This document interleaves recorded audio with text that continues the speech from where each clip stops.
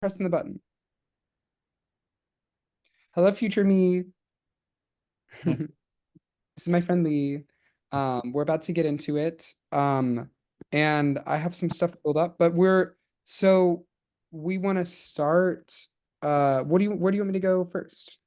What do you want me to do first? Okay, so you can share your screen. I can do that. Hold on, I'm gonna hide my face. Um, That's or actually, oh, like, should I just, maybe I'll share my screen first. yeah, go for it. So we're gonna do some PayPal stuff. So I'll just show you an example of PayPal that I've done. Hide floating any controls. There we go. So you can kind of see like the nature of like the two separate registers and bringing them together because like PayPal is its own bank. So you have to treat it like its own bank. And then except for the transfers, that's when it interacts with your bank. So and the slightly different like backup gathering. You said that you're getting income, right? And you're not paying out so much from my We've never paid somebody through PayPal, but only gotten some donations. Mhm. That's good. So yeah, for a lot of it, like for the donations, it's best to like I mean, it's nice to be able to create your individual backup packs, but you could get away with doing like less sort of like granulated backup packs for each donation as long as you're entering them according to the schedule and using like a printout as your reconciliation thing. So why don't I show you how I do it for With PayPal specifically, like part of the year we have a few donations that have a fee, and then we have some that do not have a fee. So I got the PayPal Giving Fund, which makes it so that it works the same as Venmo, Mhm. because we're a confirmed charity. But before that, we have a few with a fee. So that would be helpful to see too, is like how to account for the fee. I think I know the idea, but I And haven't then done. also like with PayPal Giving Fund, that's like a third step now also. Because like folks give to PayPal Giving Fund in one pay period. And then later on, PayPal Giving Fund sends you the money to PayPal. And then that PayPal money gets transferred to your bank account. So that's like then three steps. So you Oh, thing to where? remember Yeah, when you go on I didn't know that intermediary, was. it's another step for processing always, Yeah. So which I I'll mean, show you an example of PayPal Giving Fund. okay. Processed.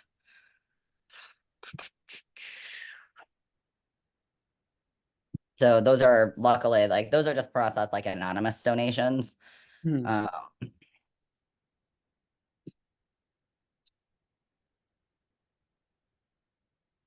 and there is actually a fee sometimes that's just not charged out of when it comes like it's they'll get like 1,800 was sent to them and then less $61 dollars in fees. So 1,770 was deposited into their PayPal account. Hmm. Right? So like you've got to figure out like the totals. And then also another thing to pay attention to is that like it'll be, it comes through whatever, but it might step it over months. It looks like this was all during November, which is nice. That means that you only have to log it for November, but like they were donated on this date and the payout date was here. So like all of those steps, you have to like log the donation through like to PayPal Giving Fund at the total amount, the gross amount of donations. So 1831.99 in donations plus log the 61.97 in fees, and then it'll be the 1770, and that'll be in your accounts receivable, right? Hmm. And then on the date 12/21, you'll log the 1770 out of accounts receivable into PayPal. And then on whatever date you transfer the 1770 over to your bank, then it'll be another a transfer after that. So you'll have processed both the original donation, less fees for the date, the last date in the period if you're going to do them as a batch. So it would be on 11/30. You could process everything that was in that same month from 11/24 to 11/30 as one sort of transaction. If it were like over 2 months, then technically you should, cut it in, cut it wherever the date was. So everything that was in October, you should log for October with the fees that were charged in October, processed for October, and then the ones for November in November. And then on the payout date, you would just do that straight transfer from PayPal giving from accounts payable, or I'm sorry, accounts receivable into your PayPal giving fund. I'm sorry, into your PayPal account. Just woke up for the recording. I've just woken up. And then the next transfer date. So when you add these bodies, sometimes they can have like hidden fees. If you're like, oh, there's no fees involved in it, maybe not. You still need the CSV activity from PayPal Giving Fund to know that. But sometimes they don't, because I know that like there's another client that I have that is like usually it's the bond fund, and we get between like $5 and like $9, $13, $14 a month from that, and it's always $1 per anonymous donor. So there's no fees that I have to process, but it's always over 2 months. So I'm like $3 for October and $4 for November, and it's a pain in the ass, quite honestly, for $7. I probably spend more time. I guarantee we spend more money paying me to bookkeep for it than we receive. Literally. 100 guarantee that fact. So when you take on these like third party like things, and especially if you're not getting a lot of money, you have to take into account like not only like going to another place to get the information, then processing that for the date that it happened with their information, plus the date that it hit like whichever account, and then if it's not directly to your bank account, the transfer from whichever intermediary account like PayPal to your bank account. So that's 3 things that you're processing over maybe 3 different time periods. You might need different backup for each one, because you'll need just the CSV like this stuff for the PayPal Giving Fund, and that into there. And then the next piece of backup you'll need is a similar receipt from the PayPal for the transfer, into your bank account to build the next entry, right? You can use this backup for both the, we got a donation when you're logging the 11/30 transaction, and then use the same backup for the 12/21 like accounts receivable into PayPal, but then you have to make another backup for the transfer to your bank account, because that's a wholly separate transaction. Does that make sense? Yeah, I understand. Cool.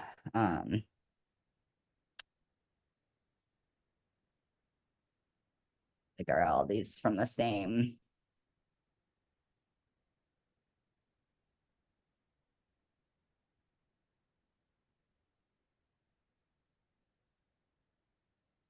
Oh, and those are, yeah. So I think those are all basically the same thing. But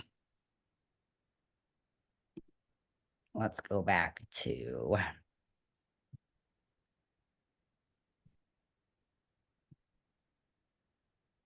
just some backup and trackers.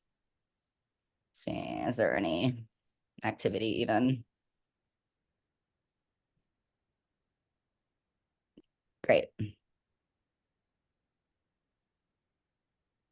And so as you can see, this is the 2 transactions. So this is the only thing they had for that month was this.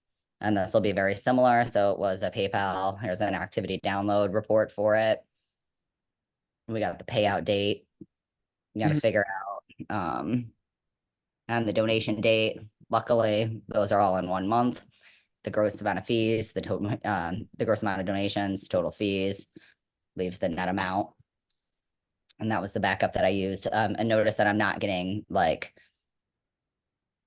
the so this was the CSV for that, but there's a whole nother, like there's another file, because you kind of want to keep both on hand, because you'll need that detail report. But if I Control C, Control V, like I said, the nice thing about this method of file naming and of leaving the file names in your trackers is that you don't have to guess. You can always find your files really easily and quickly. Absolutely. So as you can see, like with the other one, we got a printout of that CSV detail that we'd had over there. but we had to draw the CSV detail from for the PayPal Giving Fund email that we got. We had to make a PDF of it. We had to pair it with the piece of paper that we got that we pulled from PayPal itself, which is where we went to get that. This is the link to go to PayPal Giving Fund to find that CSV to begin with. So those were the materials that we had to gather. We had to file name it. We had to track it on here and put it in, oops. We had to track it to here, do that little file name, process that transaction. That took a few minutes. And then we have another transaction, which was later, even though it was the very next day. We've got now also the next piece of backup that we had to create.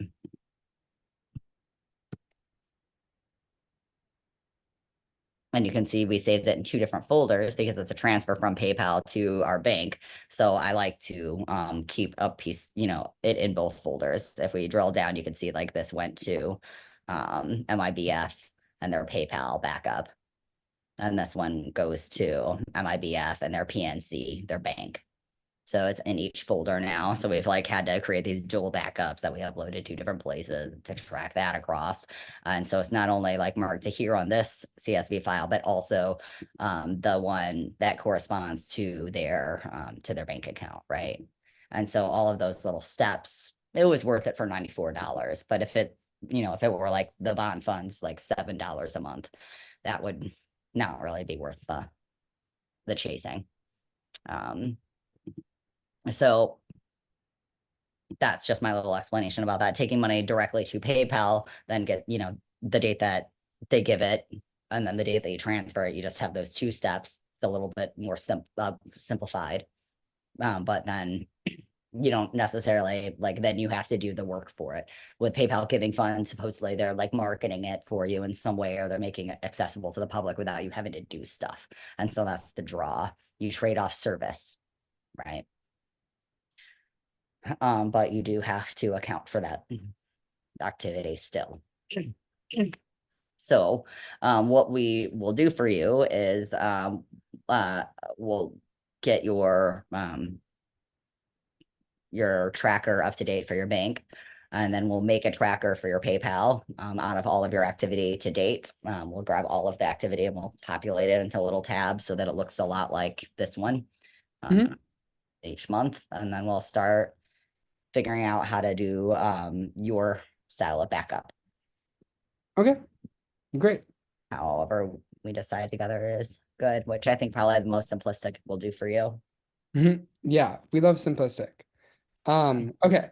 I can share my list. For the record, again, since we're on the subject, if you do decide to start taking like money for things besides donations and start paying money out, and there's a lot more differentiated type of activity for your PayPal, and then at that point, you should start taking on more granulated backup, like preparation, because because then it starts looking messy when the auditor comes and it's like, okay, well, you're just doing like a printout for all of these donations, but then you've got a bunch of different random transaction types in here, and then you're doing like individualized backup for those as is proper, but then it starts to look messier to have them backed up in 2 different ways, because consistency is always the most correct for accounting. So then you do have to think about, if you start diversifying the activity in there, then it's going to necessitate some more strenuous backup and bookkeeping practices across the board for both types. Definitely. That totally makes sense. Thanks for letting me know. Of course. So okay. There are a couple of different ways that you can get reports for these things, and they'll give you different types of information. So I want to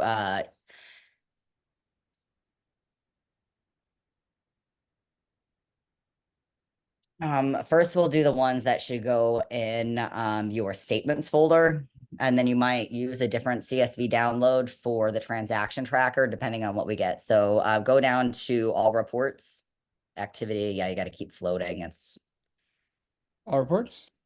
Yeah, and then go ahead and switch to classic view at the top. And then go to monthly. Yeah. And then all the way down to the bottom, scroll. But we started your bookkeeping at January of this 2024. So then hit request, download request on all of them up. Yeah, download request, get all of them. Got it. Yeah, download the other ones.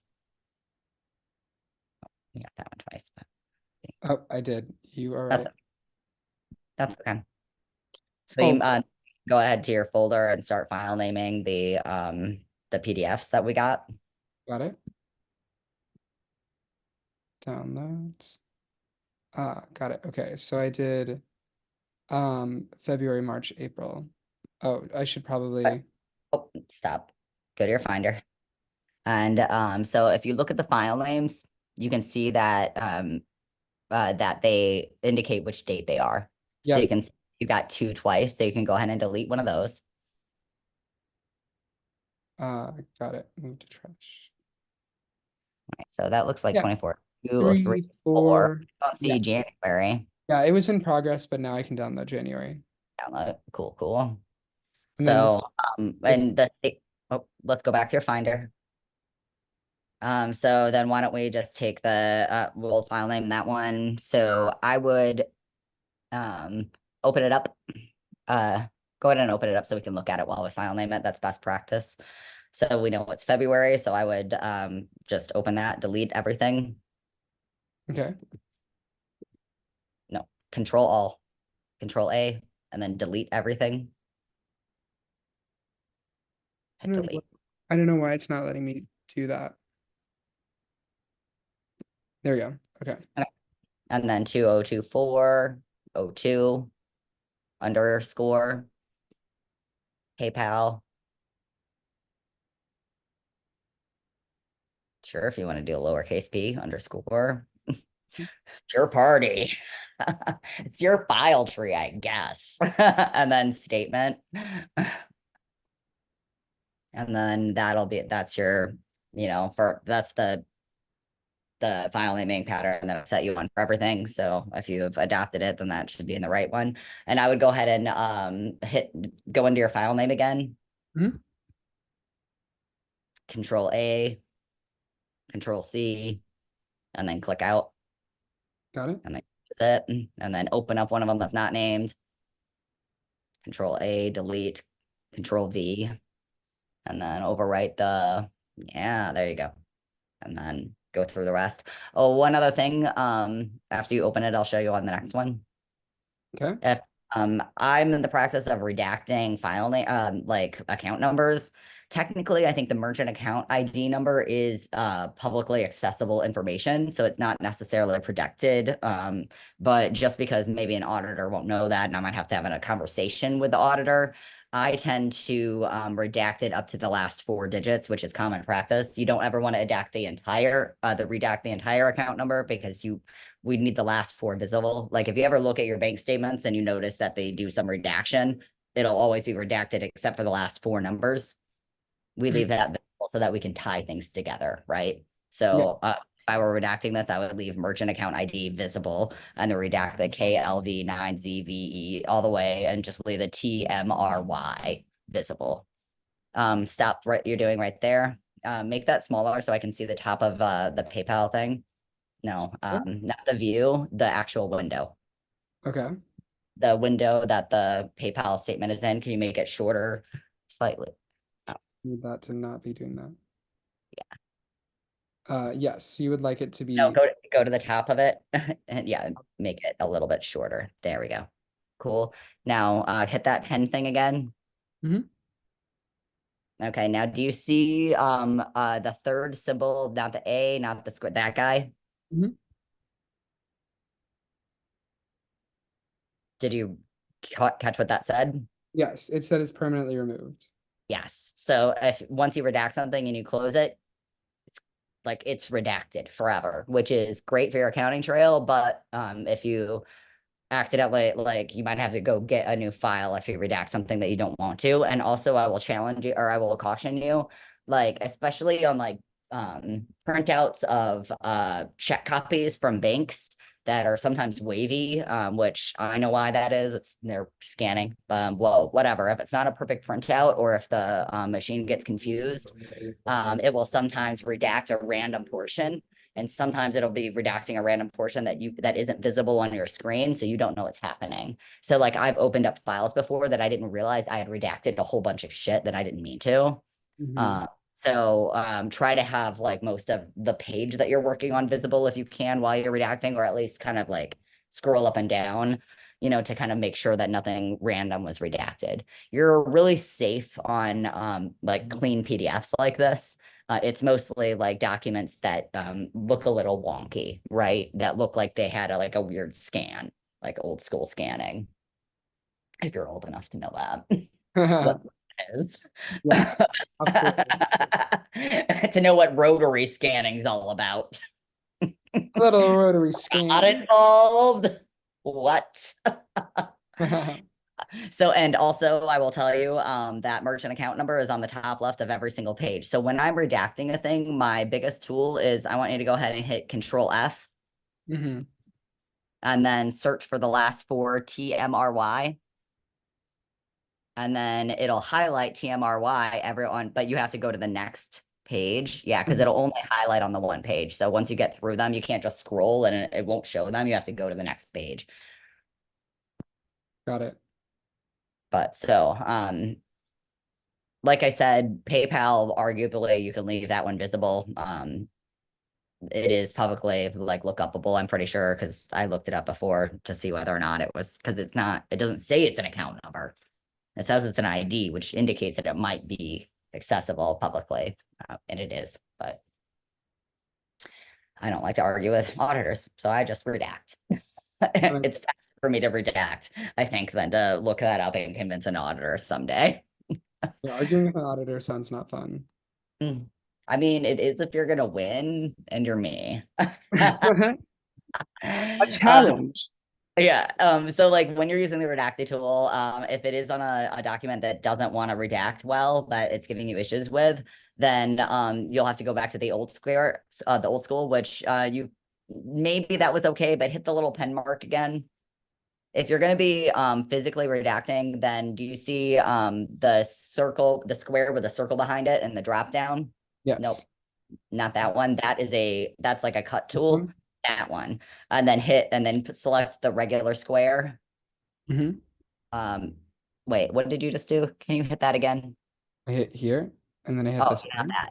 Yeah, I hit that square. You hit something at the bottom, I thought. Okay, and now go, do you see how it's got the black border drop down? And then the next one, there's like a black with a red slash. Nope. Still on your bar. Go back. Nope. Okay.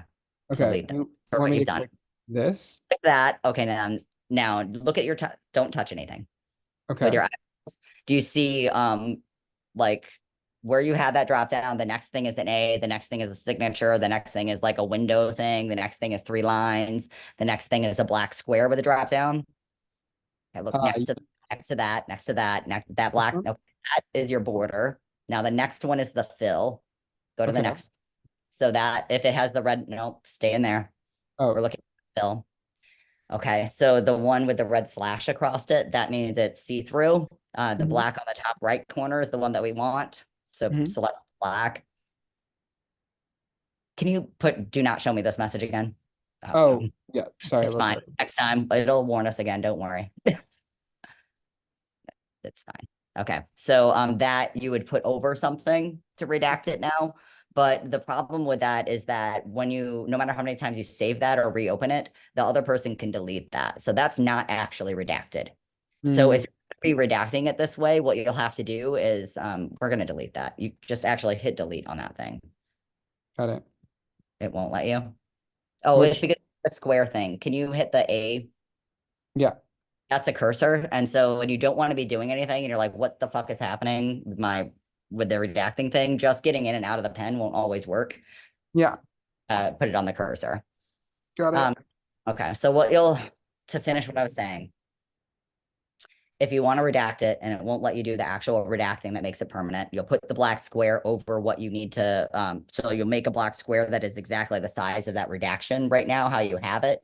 And then Mhm. you will and then you will like PDF print your document again. So you'll like Control P and print it out and print over it. So like it printed and then name it the same thing. So it says overwrite the file and you say yes.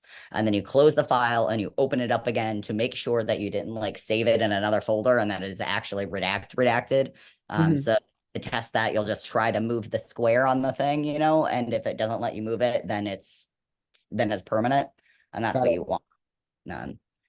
But if you don't redact the your files for the full account numbers, then you're required to burn them after 7, 9, 10, 12 years, whatever the audit retention cutoff is, because you're now like the reason why you have to redact them is for financial security, right?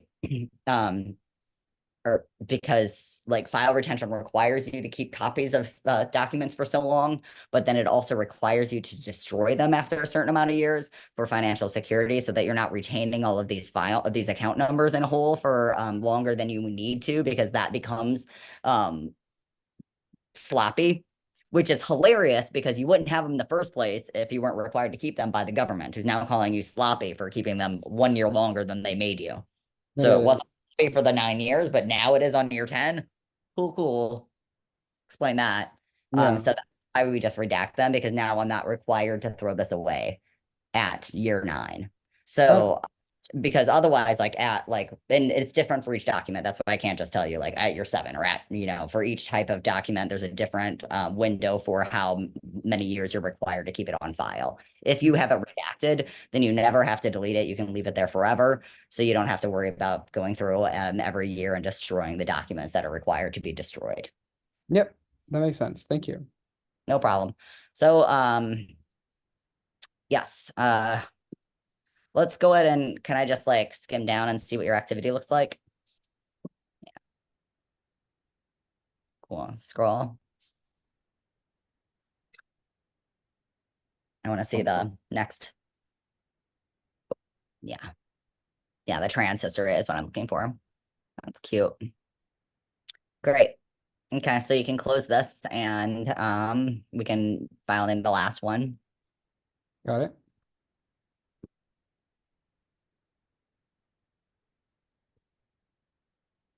And then did we create I'm gonna share my screen. All right. Oops. No. You want to share your screen? You want me to stop sharing? Yeah, you stop sharing.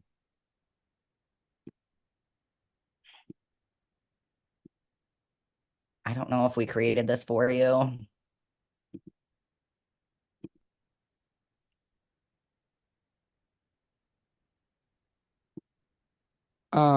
Like my PayPal folder? No. The statements tracker Yes, I think we did. Hold on. I have Yep. each Uh, month. I have my statements folder created because I Okay. created the folder trees that you asked me to create. Mhm. In my statements folder, I don't have folders within there yet. Okay. So that's easy. I'll just make one of these real quick and put it in your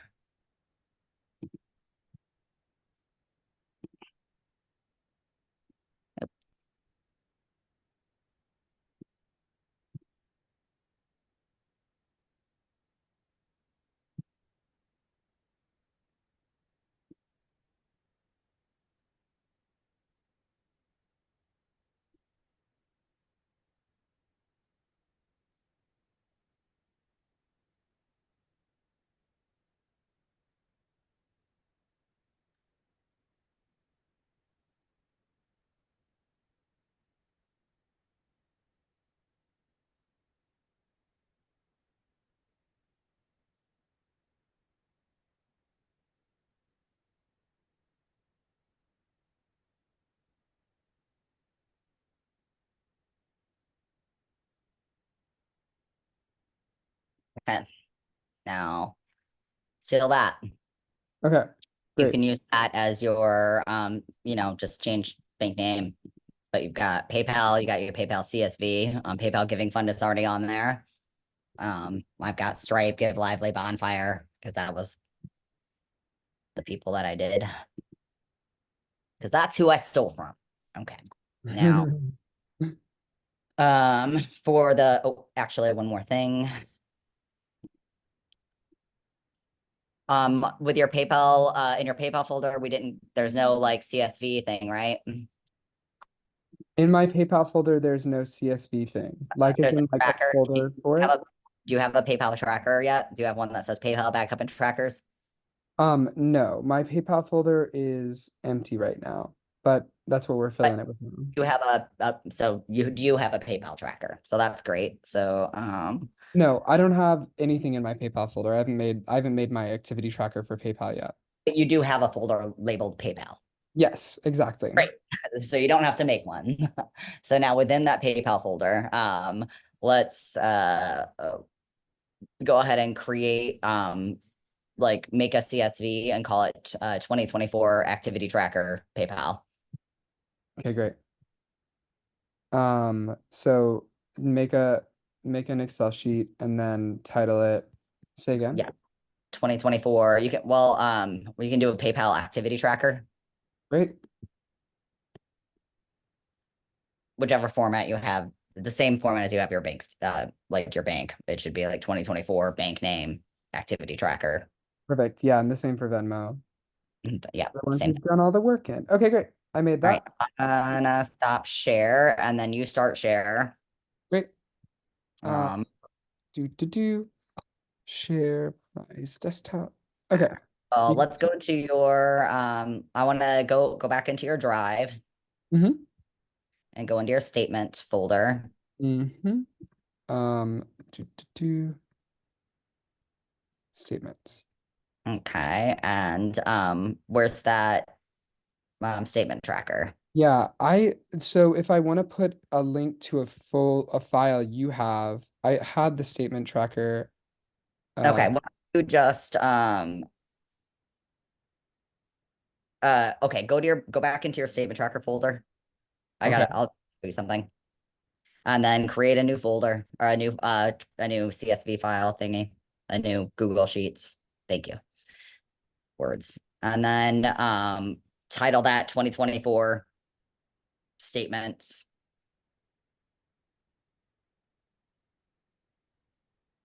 Tracker. Okay. You don't use the underscores in your file name things to keep them. I have in the other ones. I Okay, did not just now. Sorry about that. that's okay. Yeah, like that. And now go to that one there, and now go on where it says oh, I thought that that's the one you just made? Yes, Go this to is one I just you sent me. okay, perfect. Now on that tab, do you see the drop down on the tab name? Yes. And then copy to existing spreadsheet. Go to recent tab all the way to the right. There you go. Okay. Okay. Now rename that file. Don't leave. Rename that file. Delete. ELT, baby.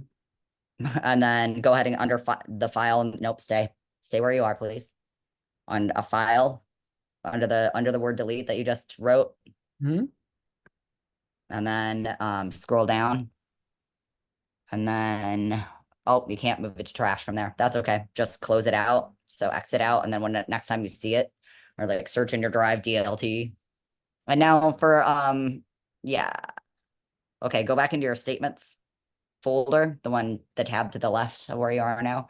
Go ahead and can you refresh the window? Perfect. And go ahead and start making folders.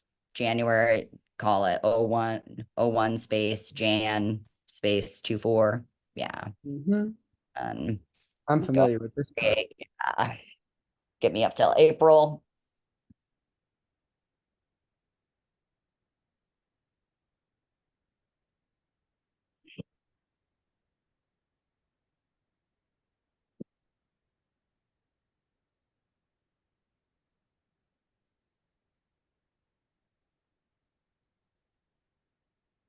Got it.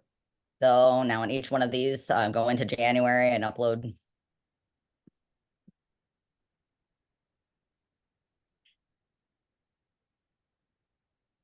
My January.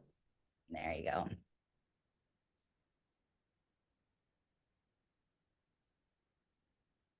This is because these are my statements. That makes sense. Yep. These will be all of your statements for your bank statement, your any donor platform that you get, and any That's super clear. So I just need to have this for all the things we use to process money. I need all of my statements uploaded here per month. yeah, because these will be used for month-end reconciliations. The month end thing, which is the other thing I'm learning today. Put Perhaps. together. Perhaps. Okay. Yeah. Great. It's because this is bookkeeping and that's accounting, and accounting takes even longer to train.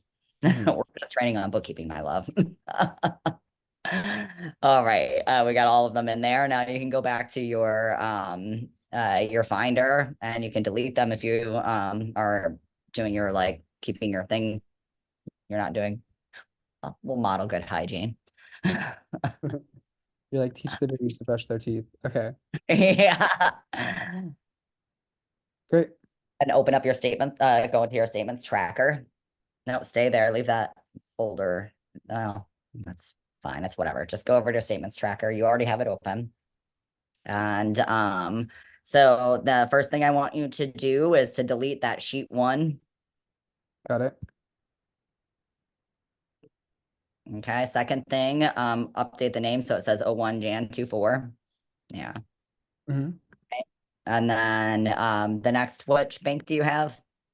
Chase. Ah, yeah. So where it says PNC OP account, just delete the part that says PNC OP only and overwrite that with Chase. Or just actually PNC, you can just write with Chase. Chase.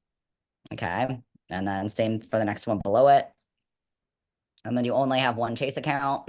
Yeah. So you can physically delete the next 2 lines and that like, yeah, select 5 and 6. Got it. And PayPal, leave it the same. And then actually in January, you can go ahead and put today's date with the PDF and statements folder. Got it. And then we can cheat and you can go ahead and put it for the CSV as well. Got it. Okay. Cool. And then what other platforms do you have? We got Venmo. So Yeah. would I use You this? can overwrite Stripe, or you don't have Stripe, right?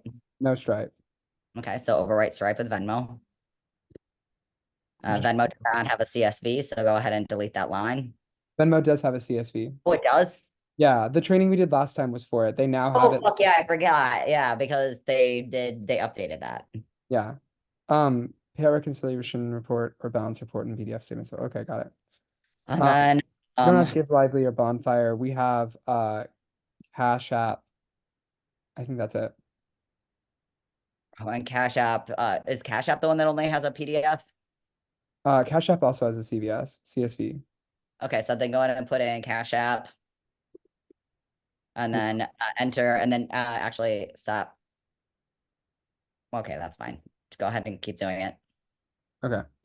And then on the next, we've used twice this year and twice to pay someone. That's it. okay. Do you see where it says PayPal PDF and statements folder? Mm-hmm. Grab the PDF and statements folder. Mm-hmm. Copy paste that portion of it. Oh wait, hold on. PDF. No, yeah. Pause. Go to the PayPal and PDF statements folder cell. Got it. Okay. And then double click into it. Highlight everything, PDF and statements folder. Control C. Mm-hmm. And then click into your Cash App, the one above, not that one. Nope, CSV is always, yeah. See, do you notice how it says PDF, CSV, PDF, CSV? Mm-hmm. We keep them in order because it makes it easier to read and it makes it easier for us to keep on task and doing the thing the right way. If you have them in willy-nilly order, I guarantee you'll mess it up. Yeah. Like it'll be harder to it'll be easier to make a mistake if it's not consistent, is what I'm trying to. So if you always put it in the same order, you expect it to be in the right order. So like if you had these, if you're kind of like, then that was flipped, then I guarantee you would make mistakes on that, on which one you have. Form an So, order, baby. Got to. so, and then go ahead and do it there. Sure. Okay. Yeah. Cool. Okay. can you do me a favor and go select the box, the top left box between, the A1, so it selects the entire page. Yes. Then hit this, go to your font and select font, select Mhm. Roboto. Just click on it. I know it says it all, but there's something wrong. And then go to the 11, Mhm. up and then down. Okay. And then you can get out of that.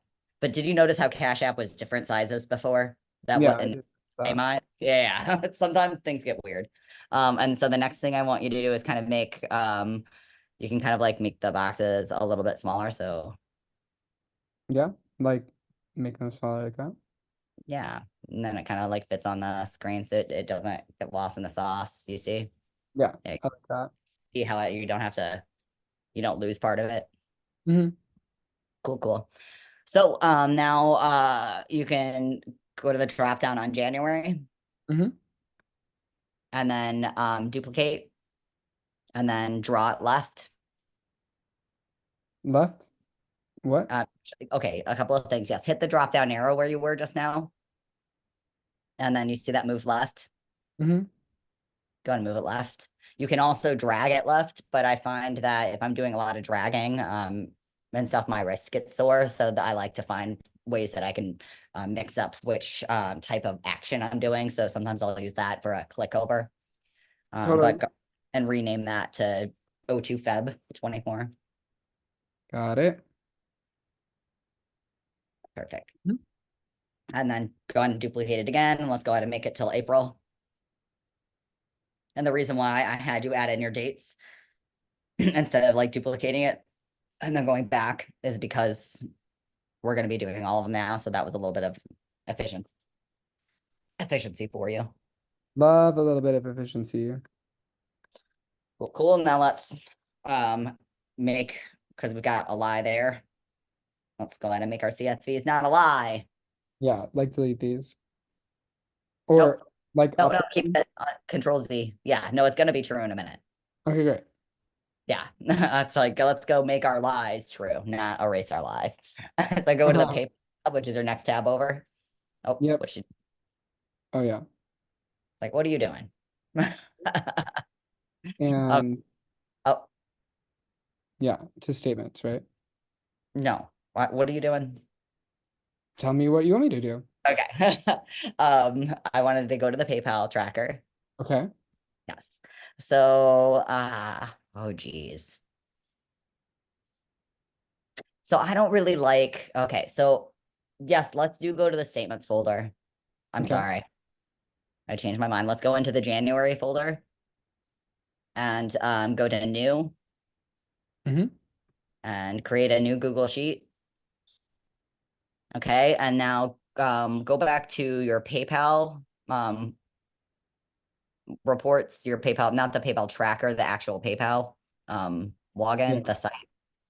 Okay, and now all the CSVs, download those I for. already did it. Oh, you already got it? Okay, now let's go back to your window with your yes, so create a new CSV. Create like a Mhm. new Google Sheet. Yep. Another new one. In did you open up one in the statements folder and I can't see it yet? Ah, okay, because I it's not think named. that's the one. Wait, where is it? Well, it sometimes it won't pop up if it's not done anything yet. So that's why I didn't realize. So in that untitled sheet, go ahead and let's title the sheet. Okay. 2024-01. Yeah. Footer, PayPal, footer, Mm-hmm. and then activity download, Got it. enter, and then go to file, and then import. Mm-hmm. Nope. Yeah, there you go. And then go to the upload. Yep. And then browse. And then the CSV. Oh yeah, you can see the long Yeah, I names. can see them. It's one right there. Okay. So grab that one. And then replace. Nope. And then import data. Just give Yeah, me a sec. we had nothing in January. That's great. And so I guess we don't technically need one, but in this case, what I like to, because no, so I would go ahead and rename this file delete Okay. and then close it, exit, and then in that tab, yeah, refresh it, and then delete that, move to trash. So so when was yeah, so go into your statements folder into February. And then let's open up the February statement and look at it. There's no activity at all, or is there activity? Yes, there is activity. Yeah, Okay. there's Okay. one $10 transaction. So get out of that preview and then hit new CSV. Perfect. And repeat this, but for the February.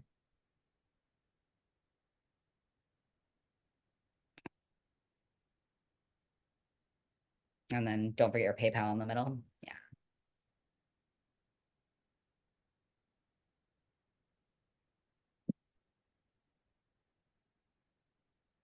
Upload.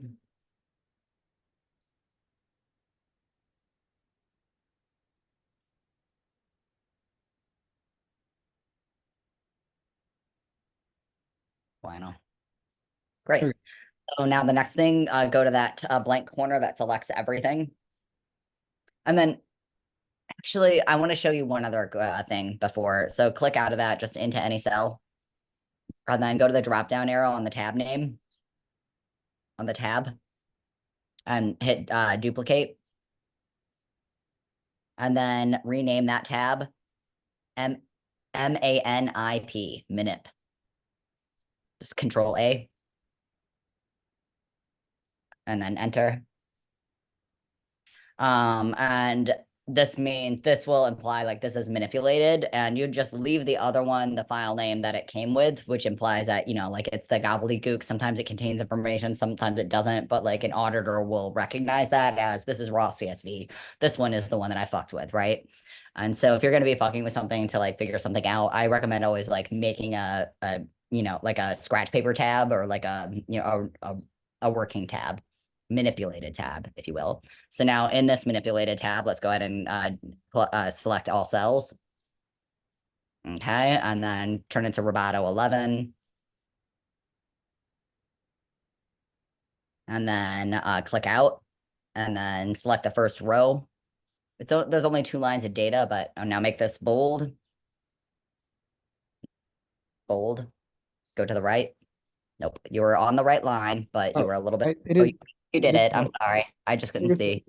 There's a log. So now select all cells again. And now on the border between A and B, double click. Mhm. And that will resize everything to the length of the largest amount of data within each column. And there is a reason why we did it in that exact order. And that's like if you resize all of the columns before you bold the first one and there's like lots of data, you know, then you'll have to resize the rows again. So then you'll just be doing the same work, you know. It doesn't make a lot of sense right now for one line of data to do that, but if you're reading more data, this is helpful. And if there's more lines than you can see on one page, at the next step that we would do would be to highlight the first row and just highlight it for me. Mhm. And we would go to view and we would go to freeze and then we would hit one row. Yeah. And that way, when you scrolled, you would always see that top, right? And now when I have a manipulated tab, I will often leave 3 empty lines. So select row 6 and then just select it. And while it's selected, hit the control shift down. Yeah, and then delete everything. And that's just so we don't get lost in blank space, right? It's like we've got some lines in case we want to do some math or whatever. Yeah, and I'll often delete all of those. You'll notice a lot of my spreadsheets, and it's just because I don't want to spend time looking for things. I'm readable. A lot of people don't do that. I find that I save more time when when I'm trying to, and I don't break my concentration when I'm trying to look for things. To me, it saves time overall. other people argue that doing some formatting is a waste of time. If you find that if you don't feel like you have ever saved any seconds by reformatting things after doing it for a while, then stop doing it, right? And then, but I always recommend people try like the formatting thing, because you may not even realize that you are saving time, because when you stop formatting it, you'll notice that things are harder to read and you might go back to it. Yeah, definitely. But so there's my little thing about that. So then the next thing that I might do is I might select columns F, G, and H and I. Mhm.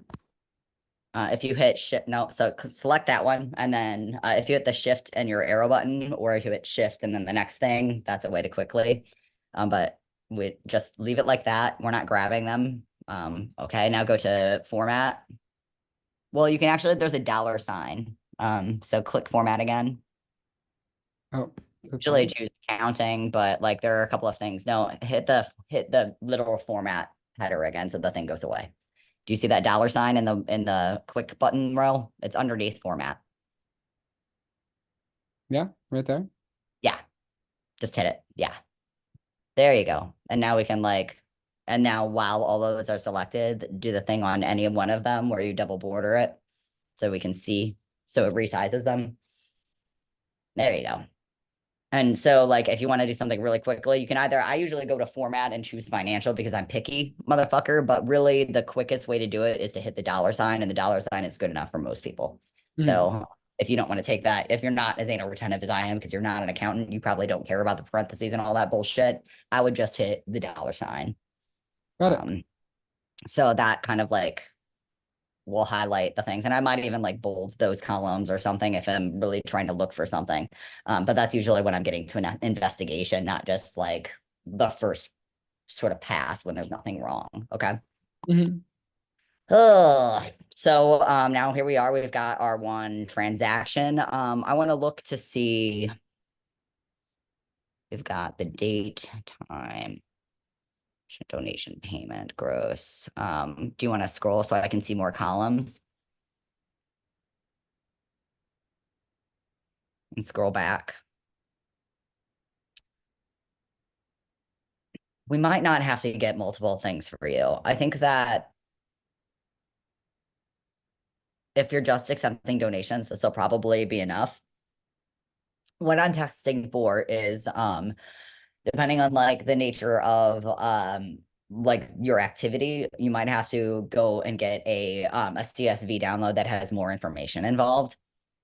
Because like maybe what you're gathering like doesn't, like what you're gathering for sure doesn't show you like the fees for the PayPal Giving Fund, because you were like, it doesn't have any fees, which may or may not be true, and I bet it's probably not true. But that's for an external processor. There are also sometimes internal things that might get hidden, such as like extra dates that you might need when there are stepped sort of payments. But I'm not sure that that applies to you here. So as we're tailing this to you,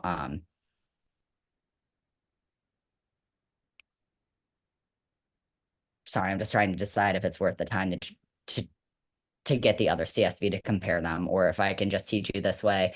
And there might be some benefit in doing that so that you can apply it to other types of processors for yourself going forward. But we've already also gotten CSVs from other platforms. So I think that that could be that could be sufficient for training around that piece. Okay. If you think about grabbing different CSVs and knowing that there's different information available in different ways. So like if you ever feel like you're missing a piece of information, you can go to PayPal, and I'll just show you where it is. If we go to the PayPal site, so go to activity and then go to oh, all transactions.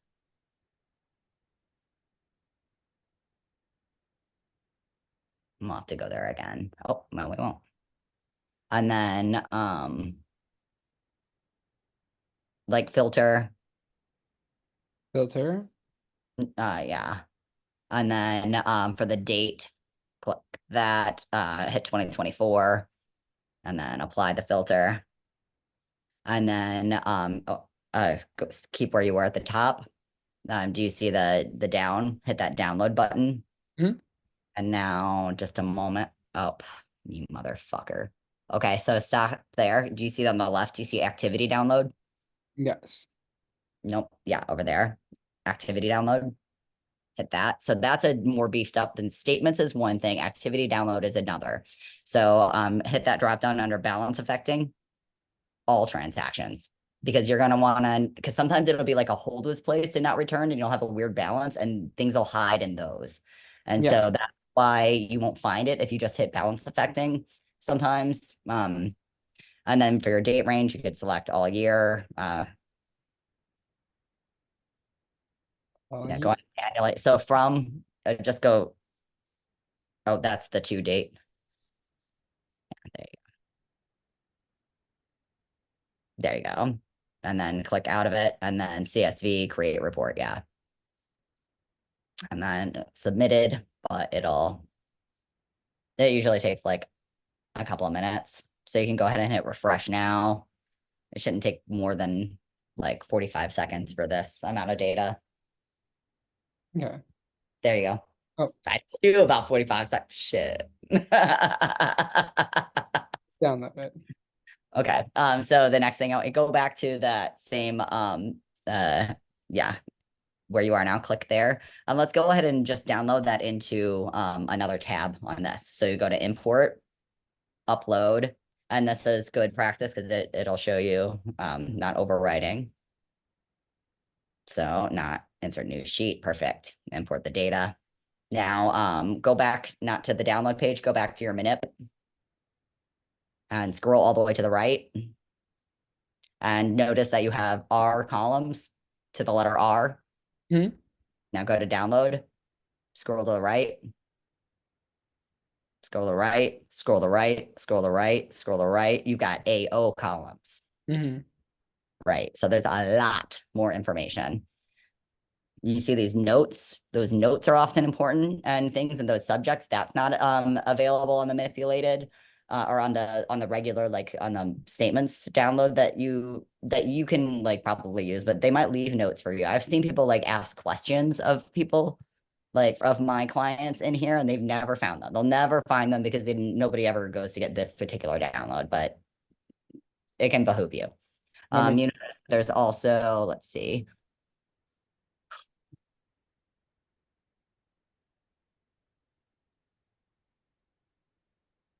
Okay, scroll slowly.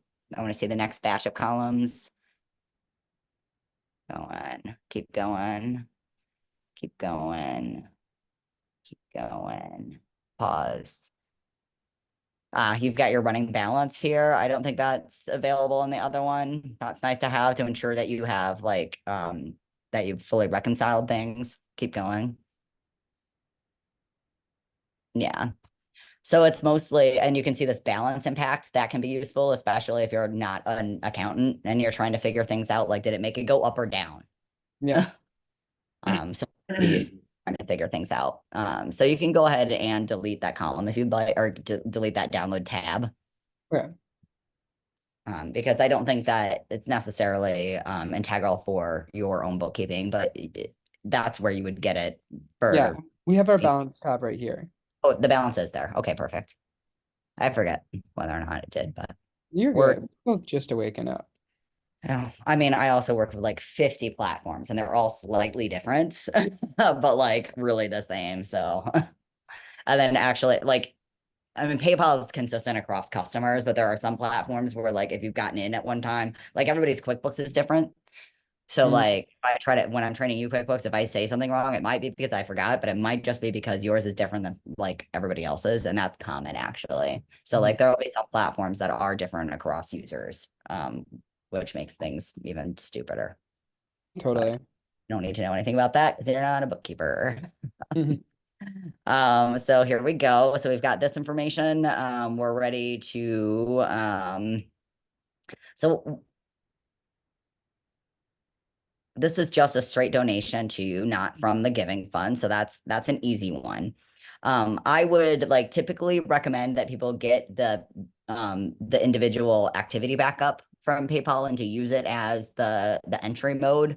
But I think that it's good enough for our purposes if you use a printout of just the activity and maybe a PDF copy of the statement, which the statement will be attached to your month-end reconciliation report. So you don't necessarily have to have it in the transaction. I think it would be good enough to do a printout of this. So yeah, cancel.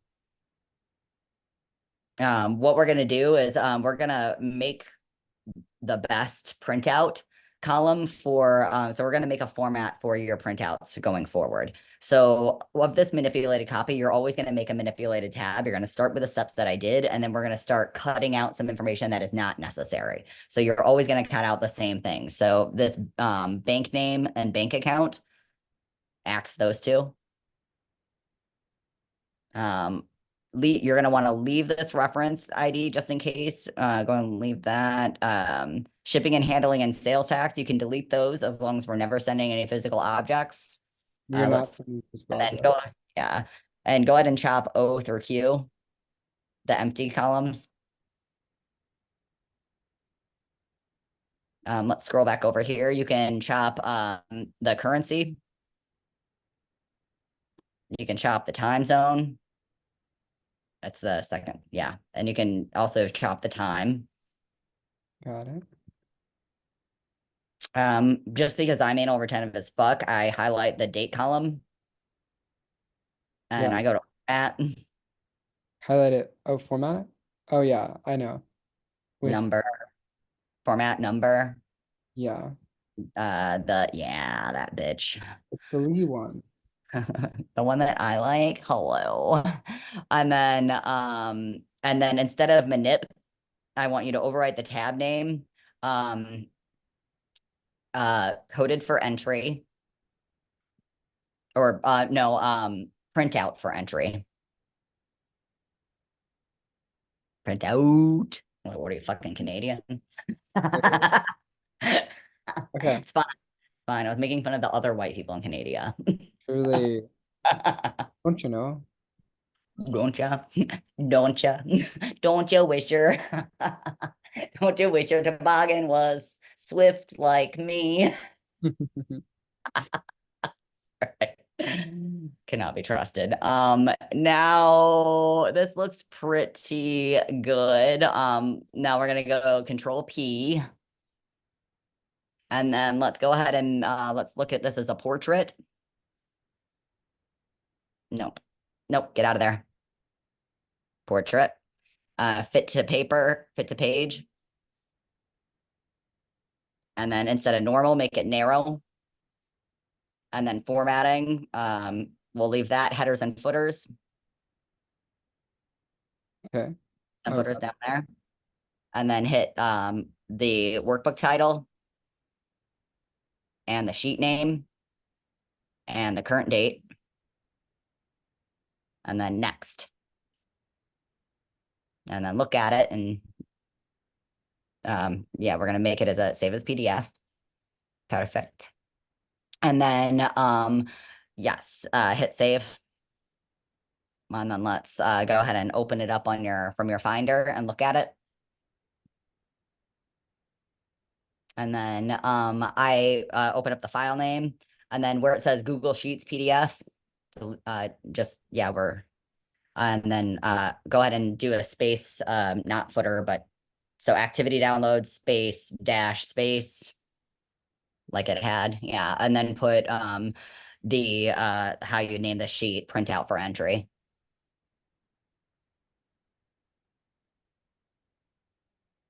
Okay, enter. And that will be the thing that you use to back up your entries. Okay, so now let's go ahead and you can X out of that. And then go into your go into that screen where that thing is open. Go to your O2 Feb 24 tab. Oh, that's statements. Let's go into your PayPal folder. Oh, PayPal folder. Yeah. But from there, yeah, go ahead and get out of statements. Yeah, let's go into PayPal. And now let's make 4 folders. 01, 02, let's make our months. Cancel.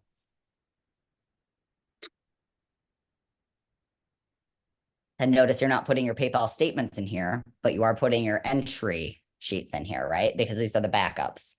Mm-hmm.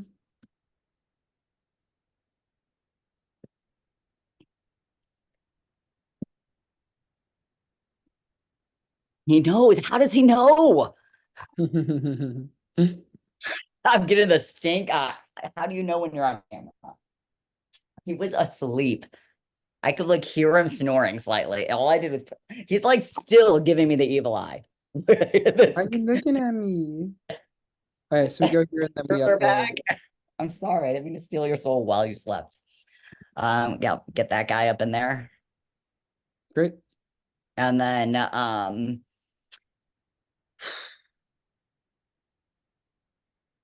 go PayPal Mm-hmm. into your PayPal main folder.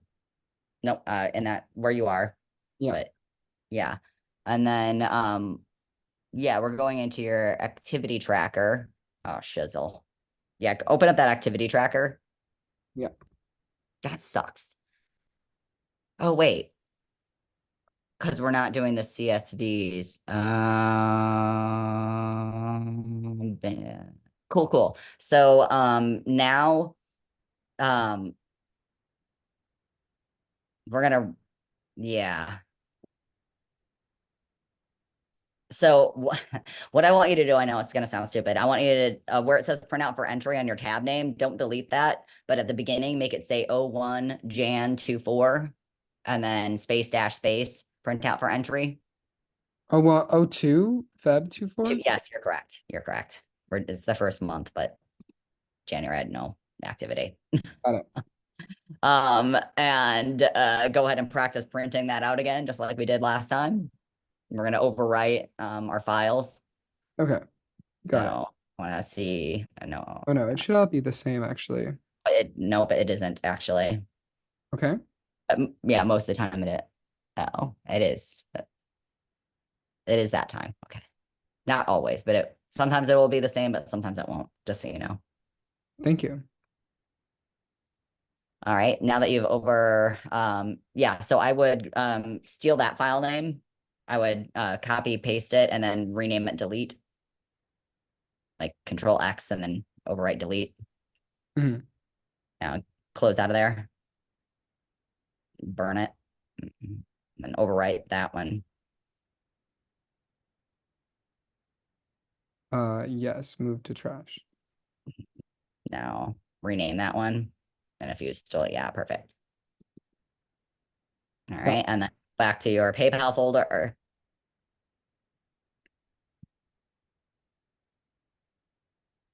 And then yeah, you can override it. Yeah. Yes. Great. Perfect. And now we'll click back onto your PayPal, the O2, the track activity tracker. We'll go into Google Sheet.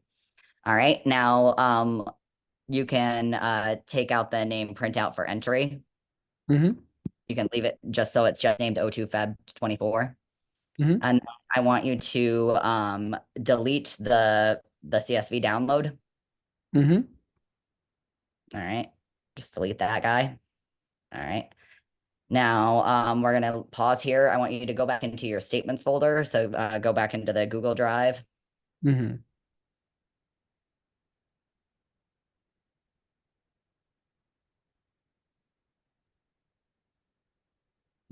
And go into February. Fuck.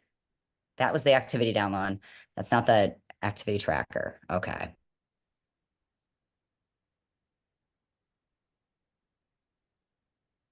Fuck me.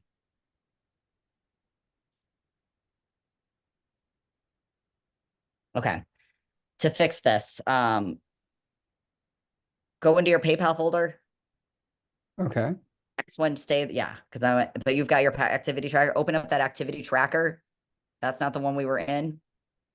That's the activity download. Okay, not the activity tracker. So open up your activity tracker. So you've got two things here.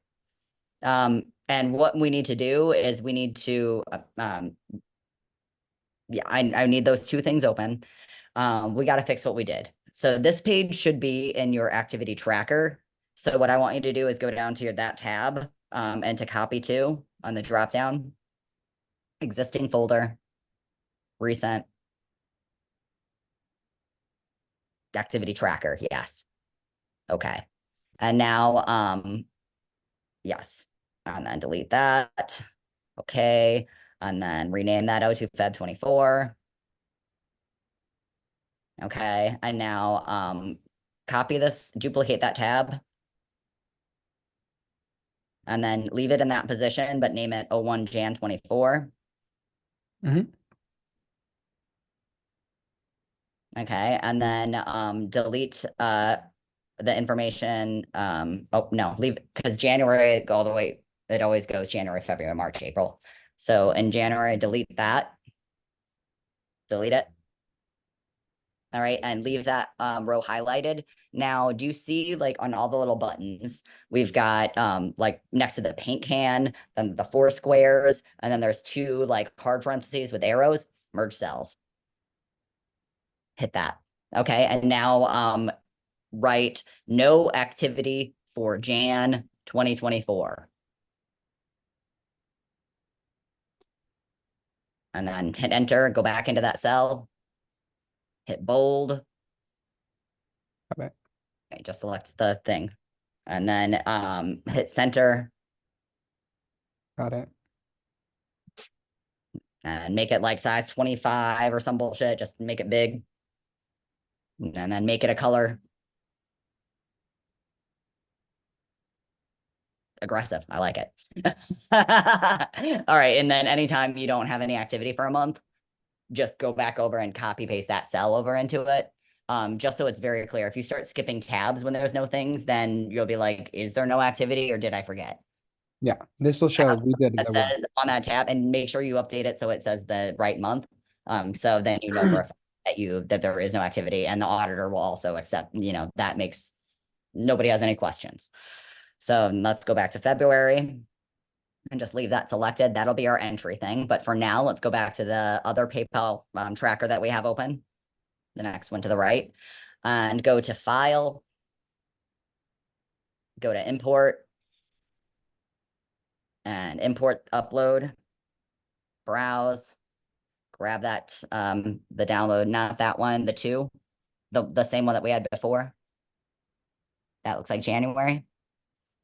I think this is the right month. Uh, Not create okay. new spreadsheet, insert new sheet. Oh, it is. Okay. So now go ahead and delete the O2 Feb 24 tab. Okay. Now, the reason why we have this is your activity download, and this will be unmolested. You won't create any other tabs every month. You will, so X out of this thing. X out of it. X out of it. So every month, so go over into your statements folder for me and visually look at it with me. So every month you'll have these 2 files. No, where we were. You'll have those 2 files. You have the activity download and the PDF. Now go back to your statements tracker. Yeah. All the way on the right there. So you've got your PDF and statements folder and the CSV.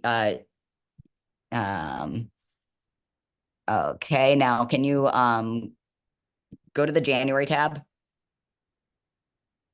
And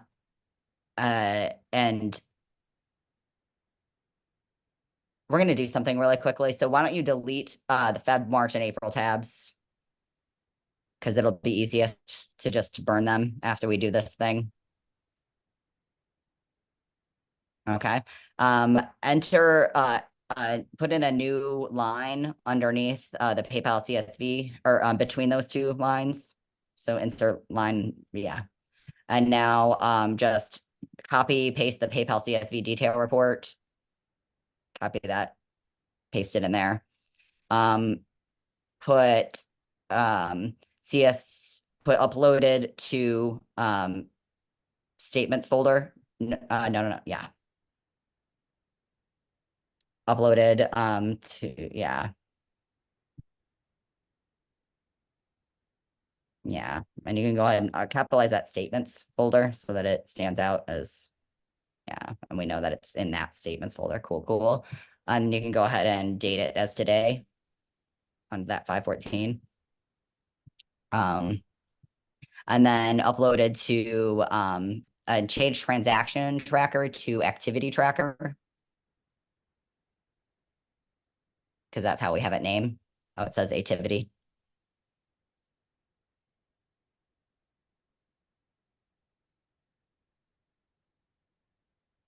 And then you can, and the policies, procedures, and notes column D, you can, if you want to leave a little note, like, single CSV file, with no markings, just as is, however you want to write that. Yeah, CSV folder, yeah, with no notes or formatting or reformatting. Cool. And then, and then on the activity tracker below that, nope, in the notes field. Mhm. The next cell down, okay, you can put CSV uploaded to monthly tab in the yearly activity tracker used for entry, used for QuickBook entry.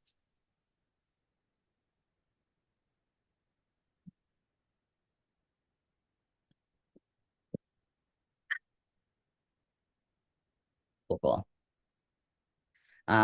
So now you can go ahead and make the February, and you can do the tabs over. Oh, it didn't do it, but that's okay.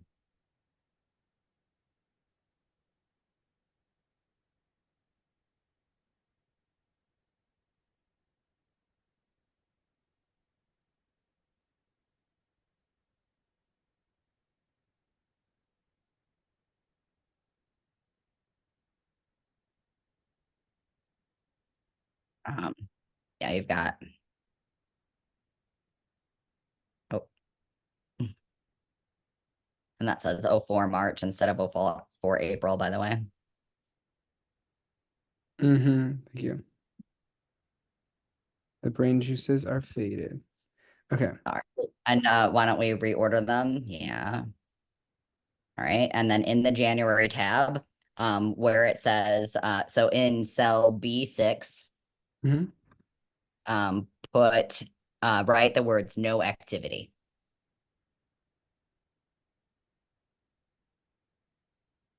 And then copy that also into the next cell down. And for months that there is no activity, write no activity in the CSV. And then over, see in the February, let's click over to our February tab. Mhm. And we've got those dates. That's good. Now let's click over to our March tab.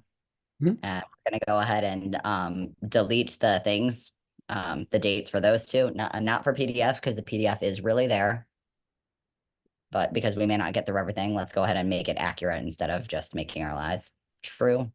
There we go. Now we'll date them when it is done, like we Mhm. really. So now let's go back to that PayPal activity tracker, Mhm. the one that we're going to be using for our entries. And now, do you remember how we set up our screens before? So like this should be half its size and at the bottom. Mhm. So make that window, yeah, a little bit. And then can you do me a favor? On the, do you see that caret that's pointing upwards? So we can hide the file name? Yeah. Um, perfect. Now let's click into your top screen where PayPal is. And let's go over to our QuickBooks and get those signed in. Sorry, I woke you up, sweet love. Mhm.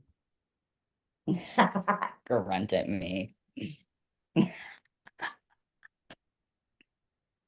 Not sorry. He felt that. All right, we're all logged in. Cool. And now let's make this shorter by about half, but so it's on the top of our screen. Great. That's good enough. We just want to be able to see the line. So you can make it bigger actually, because QuickBooks likes to be bigger. And we just want to see both things at once. Mhm. So there'll be a journal entry. And for journal entries, yeah. And what date should we date this journal entry? 2/2/24. Perfecto. And what reference number or journal number should we use for this? What do you think? Probably this transaction ID if we can, right? Perfecto. Use the numbers we are provided. All right. And now you're gonna use this map every time, right? Ooh. Let me get your thing open behind here. Give me just a second to catch up. I gotta steal your chart of accounts so I know if it comes in. Yeah, take your time.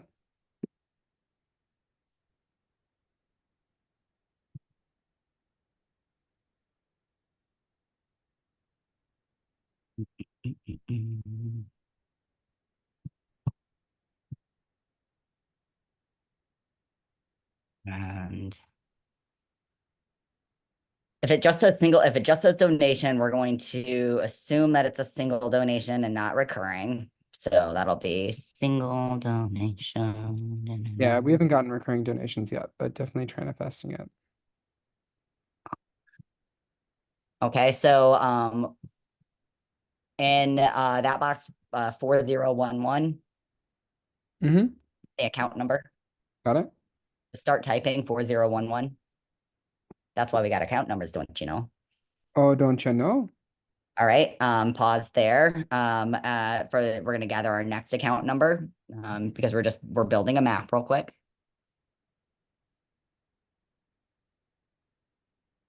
Thank you for helping.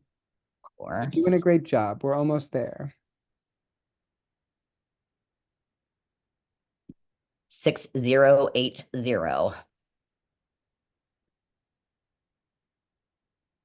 Bank charges. Oh yeah, for the fees. And the next one 1020. 1020. All right, and then I want you to do me a flavor.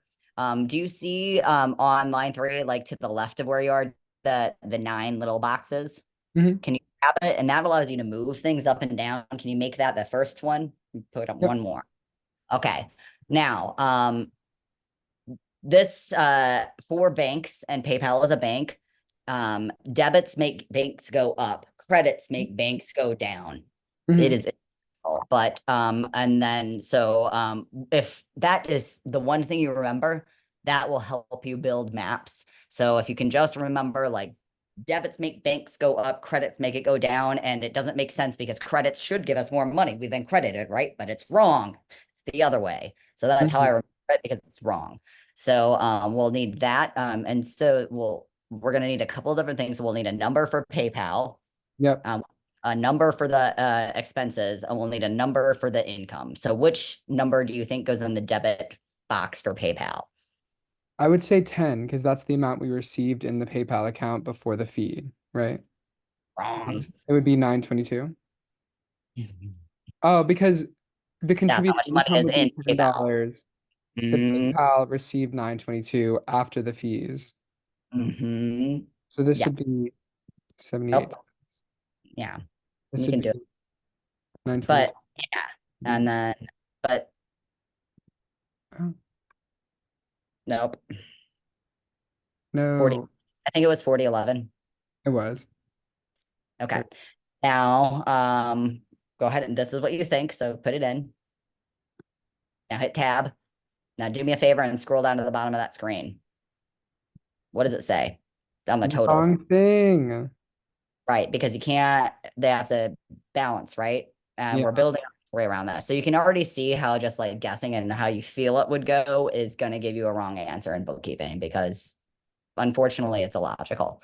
So PayPal, if PayPal gets the 922, Okay. and know that so basically you have the other two switched, Got it.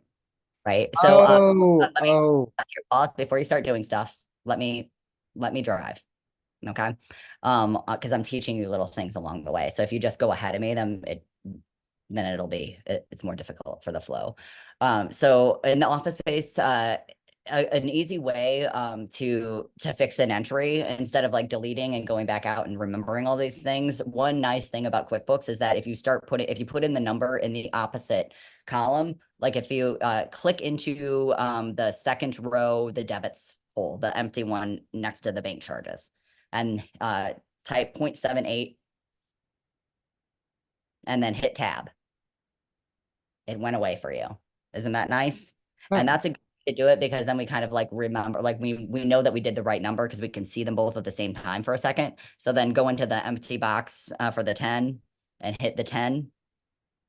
Oh, nope. Yes, that's the right move. So if you start typing and you fuck it all up, always pause and hit the account number again, because often, let me just tell you, like you remember how it created a new account that one time? Mm-hmm. It'll do that from here very easily. Ah, Right. So like if you kind of fuck it up, just kind of hands off for a moment and let the thing catch up, and then select from the drop down the original one, or just delete it and restart. yeah, I learned that the first time I did it with you and I made an extra class and you were like, "Doi," and I was like, "Oh, yep." Yeah. And that's why often where I'm like, oh, don't move ahead of me, because like sometimes you can do things that will cause a lot of work. When it's also just harder to learn when I'm like reprimanding you instead of just, teaching you the right way, right? Because Mm-hmm. it feels weird and reprimanding when I'm always like, no, no, no. And I'm like, but that being said, let's scroll to the bottom of our screen real quick. Mm-hmm. But a little bit up. I want to see those total lines. Ooh, this number matched this number. Check, check. That's how you bookkeep, my friend. So let's scroll back up. So that's just one thing when you're building a thing, you can make sure that your numbers match. That's the easiest acid test, and it's not going to let you save it unless you have matching here and you have account numbers here.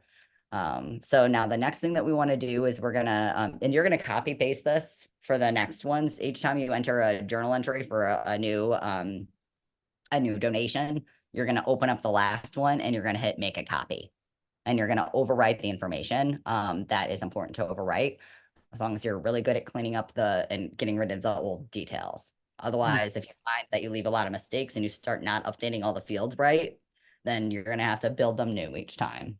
My apologies. Mm-hmm. So for a description, let's go ahead and write in the first row. Right now, and you're in the third row. Mm-hmm. In the description on nope tab. Yeah. So write donation less payment processing fees. Or I would put single donation, and keep this all lowercase. No, let's not. So often with memos, it's all like lowercase. So single donation, less, and then space PMT, space PROC, space fees, and then tab. And then for this part, let's go back down to your PayPal report. Click into your CSV. Click into, don't just select the cell and copy, click into it, double click in, good. Because if you just select the cell, it'll 2 spaces after. All right, and then pause here. No, don't. Do you notice that drop down, it says donor? That's good, but with journal entries, it'll, like, do you see it? No, scroll up. Do you see at the very top where it says donor? Yeah, that donor, vendor, employee. If you make a person in the wrong type, it'll a lot of the time it won't matter, but sometimes it won't matter. It won't allow you to do certain types of transactions and certain types of like Yeah, accounts. Neil and I have gone through that with the training you gave me before because we have some folks that donate to us and we pay. So we have a D and a B. Great. Awesome. So I just wanted you to notice again, because we're in journals. So this is the time where you check to make sure the one they were adding is the right thing before we hit save. Thank But you. it is. Now we hit save. Okay. Okay. And now tab over. And then hit the number 9. Because I built your thing. Yes. GenOps. Because these donations, unless they're like, I'll tell you this right now, if you start classing these like a certain way, then the auditor might assume that they are restricted and then start asking you for entries and allocations that are handled in the way that restricted donations should be handled, which is like that's now advanced accounting, and none of these are fucking restricted. They're all general ops donations. So do yourself a flavor and always hit gen ops for anything that isn't very specifically, like if there's language that it is restricted, and then if you are restricting it, come see me to figure out whether or not you need to do special entries around that, so that I can tell you and prepare you for talking to the auditor when they eventually ask the same question. The one they ask you, did you do it? Definitely. Okay. Because I just recently went through this with one of my audits for the Chicago Torch of Justice, and we went back and forth with the auditor about whether or not like things needed to be like handled and accounted for in certain ways, and like there was push and pull and it was awkward, right? So unless you want to have a conversation with an auditor about why you have justified classing something a certain way while it's still like while making it appear restricted, while in fact like it shouldn't be entered into accounting like structures in restricted ways, like it's a detailed, nuanced conversation. So be careful around that, because you'll have to be prepared with something to give them around it, some sort of a statement that will shut them up, basically, which I could help you prepare, because there might be certain situations where that's good, but you don't want to deal with it unless there's a real reason. So that's all I caution you about there. So next line, we've got our office expenses and our bank charges. So this is going to be, I would put, go ahead and copy the description from the top line. This one? Wait. Copy the description from the Oh. PayPal line, paste it into the next line, and then select the single donation, just single donation from that, and then cut it. And then delete the less. So it starts with payment process fees. And then go to the end of the thing, payment process fees, and then no, we're still writing the description. So Yeah. go in the description, there, space, on space, and then Control V. I didn't cut it, so I'm just gonna put that in again. That's my fault. That's good. All right. I also, the name didn't save up here for the donor. Sometimes that happens, but let's get through the descriptions first before we put them all in. Go ahead and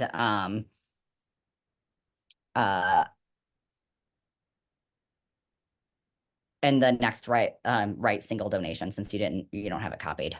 No, not in there. And then next in row 3, description cell. Row 3, description cell, single donation. Oh, No, stop.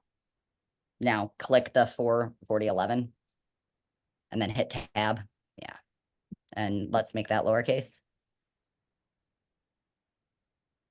Yeah. If I tell you to copy something, believe me, baby, you're gonna wanna. All right, and leave that alone.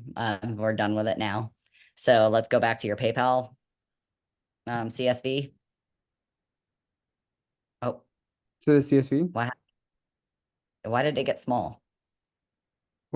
What gets small? This? No, I don't know. Something changed with the screen, but whatever. Okay. Copy that. It's just I can see it now. It's just weird. Copy All right. this?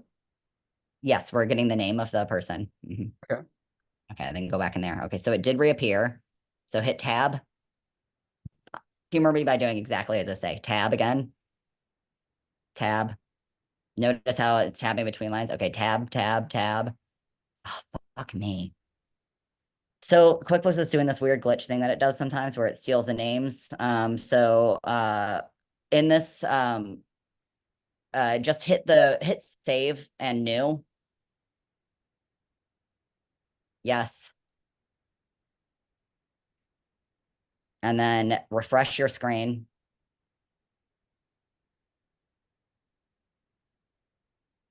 Hit X out of there.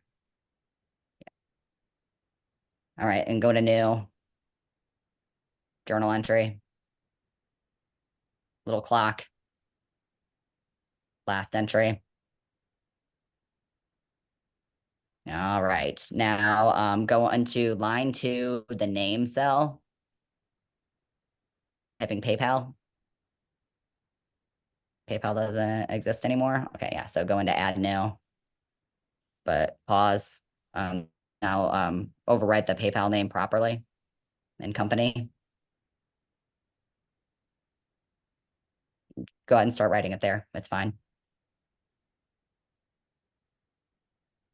And you can do corporation if you want for the, I usually try to use the proper names. But don't hit save before I tell you to.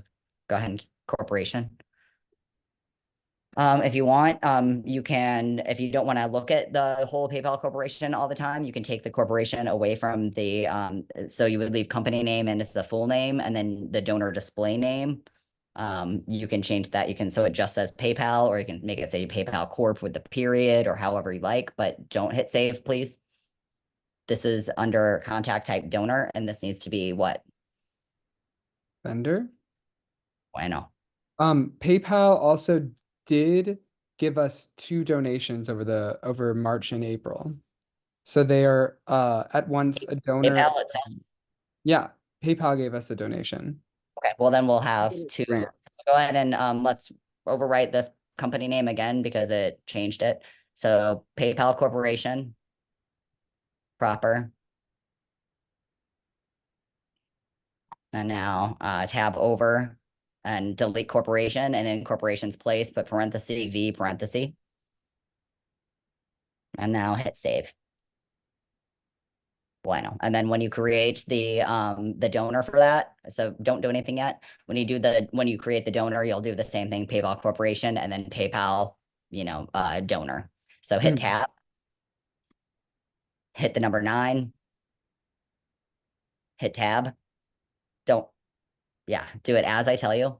Hit tab again. Just keep hitting tab and like with a little pause until you get to the name again.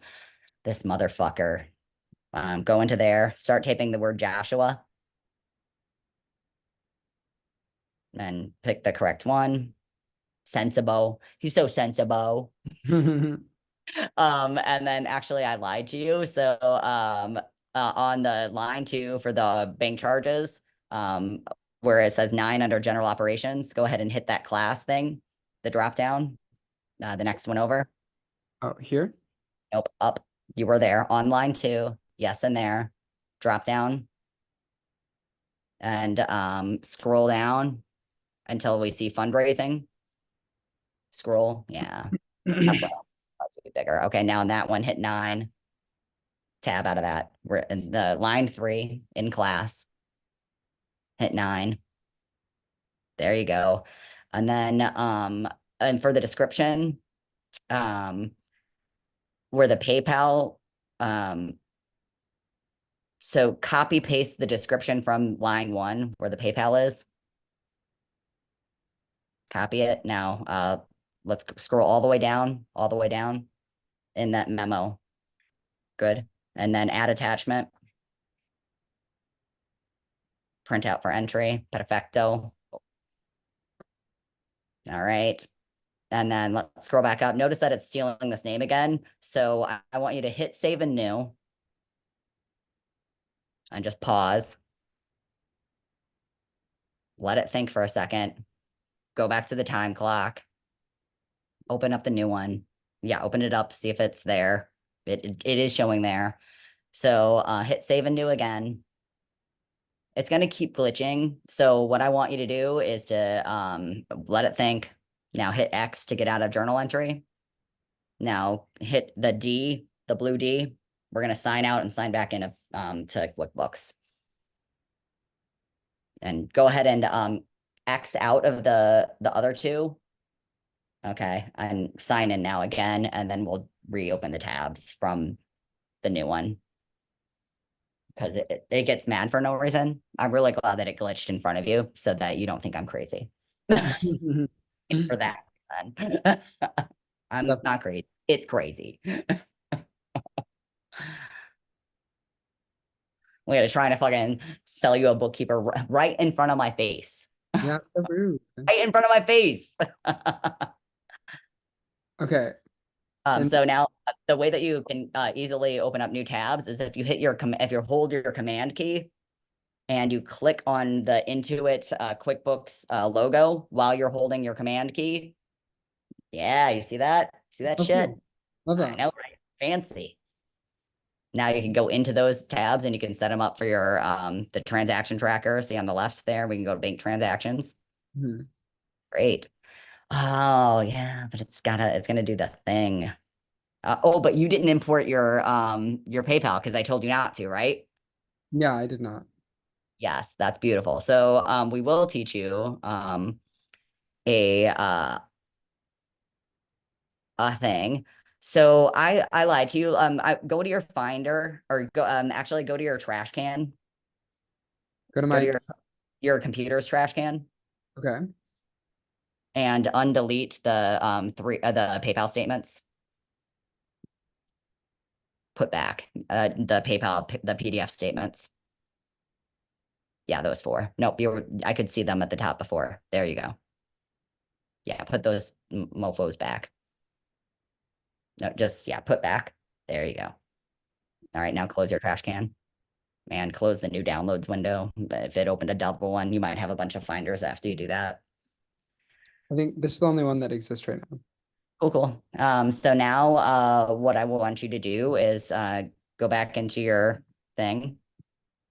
Um, go back into your QuickBooks. Go into that third tab. I want you to go to the left on this menu and scroll down. Scroll. Pause. Oh, motherfucker. Actually, go back to the top. I forgot they moved it. Pause. Float over transactions. Okay. Then go to reconcile. This is month-end accounting. All right. So get started. Let's get reconciled. All right. So now pause. I want you to, do you see that? No. Scroll. Yeah, pause here. Do you see that where it says accounts JP Morgan? Yes. Drop down and hit PayPal. All right. And now beginning balance is 0. That's good. Hit ending balance 0. Tab. Hit the tab button. And then click the calendar Hmm.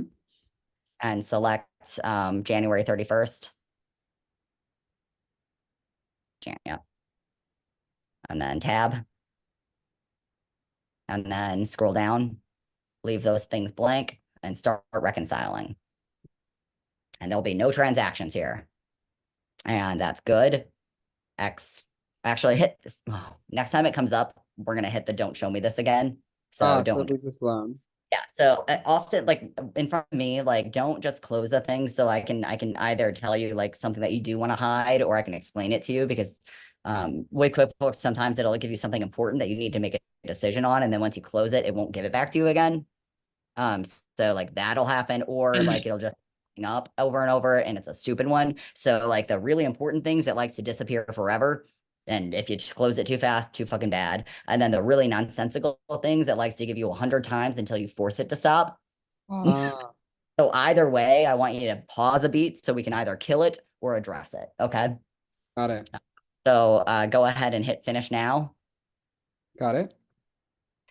And then pause. Do you see that blue view reconciliation report? Click that. Every time you're going to do this. Now, pause here. Do you see summary? Hmm. Oh, actually, pause. No. Do you see that history by account? There's Uh, accounts, bank register, history by account in blue. accounts. A little bit below that. There you go. Oh, See got that? it. Yeah.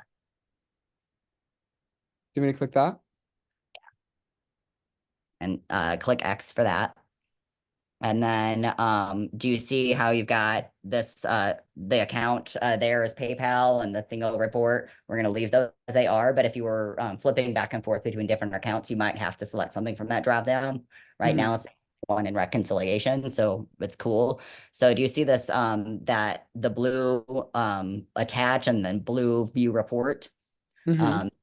Auditor at some point might want these reconciliation reports, so that's how you'll get those through the view report. But these attached things, remember earlier when I said, oh, we don't have to attach the PDF of the PayPal report to the entry because we'll be attaching it to the reconciliations when we That's do this. that's what we're fucking doing right now. Hit that button. And then browse to upload. Oh, And I was just gonna yeah, drop it. one, that's fine. You can drag it. You can browse to upload, whichever you like, and wait a minute until it appears, and then you hit done. All right, so now we're gonna do go ahead and go to, because it takes you out of the way. Try reconcile again, see if it'll take you right back there. Do you see that blue reconcile? Oh, click No, to the right above, here. right? Try that. Great. Now, do you see last statement ending date? Do you see that blue? Add the following information. Do you see where it says that? Yeah. That's how you know which last month it was, and you should always do it a month at a time, even if there's no activity. Do it for no activity. So now, uh, uh, make your screen a little bit shorter, just a little bit shorter. Cool, cool. Now go into your Finder. Mhm. Yes. Now open up your the statement for February. Mhm. Nope, not the CSV or PDF statement. Got it. That's January. Let's do to February. Cool, cool. All right. Now you see this available ending as 9/22. Yep. While we're reconciling it, we always want to make sure that like we have it, like we're using our OHOs. I like to copy paste because it's so easy to make fumble finger mistakes. And if you do put in the wrong ending balance, it is it's easy to update, but it's hard to find where and how to update.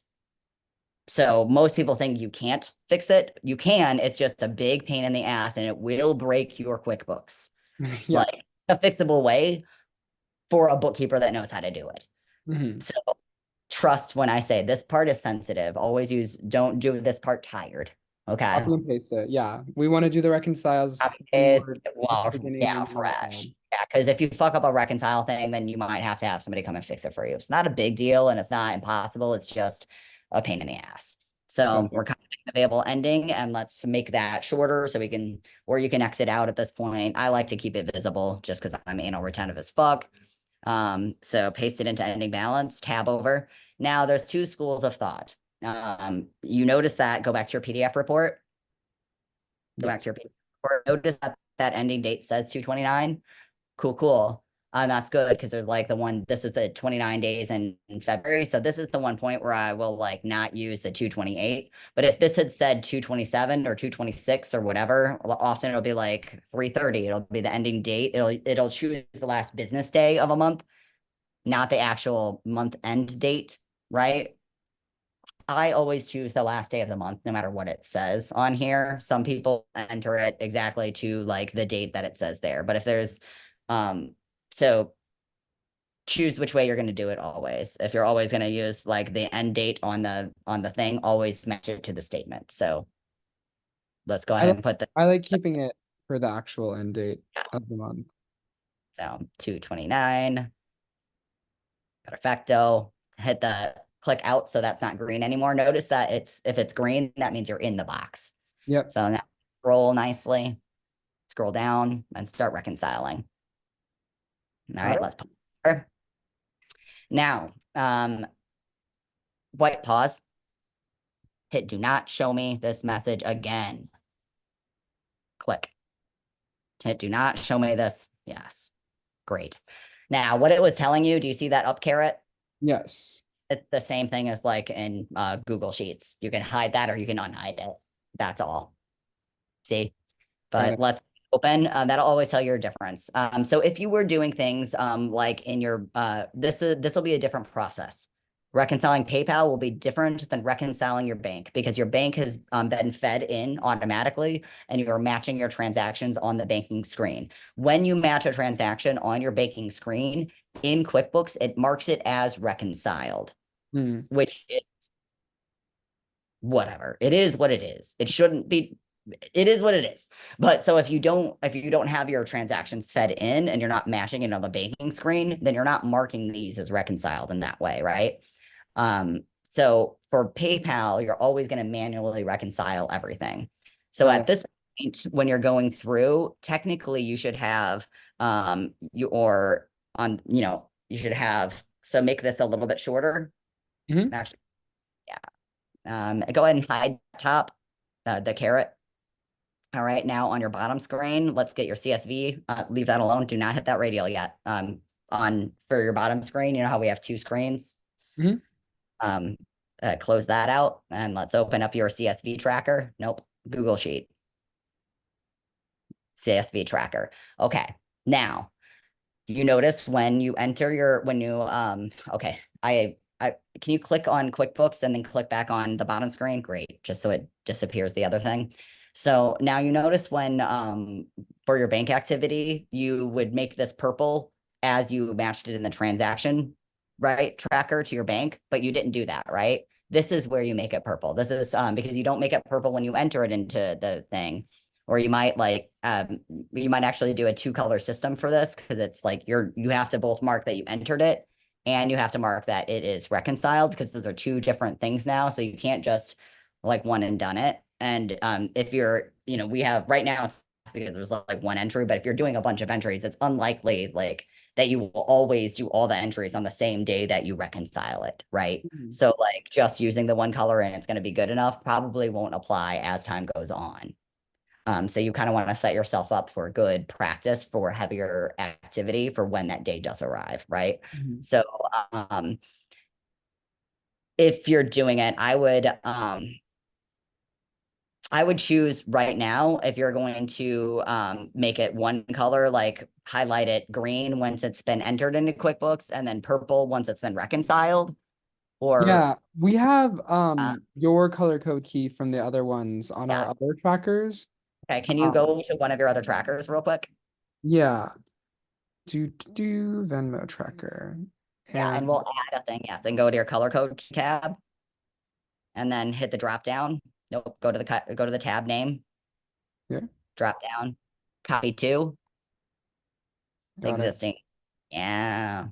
And then make sure that you pick the PayPal activity tracker and not the PayPal single month, right? Nope. See, because that says O2, it'll be the 2024 PayPal, right? There Yeah. you go. Insert it. Okay. Now X out of the sheet so that it's not taking up tab space. Cool. Let's go over here. Let's delete the copy of from the file name so that it's economical in space.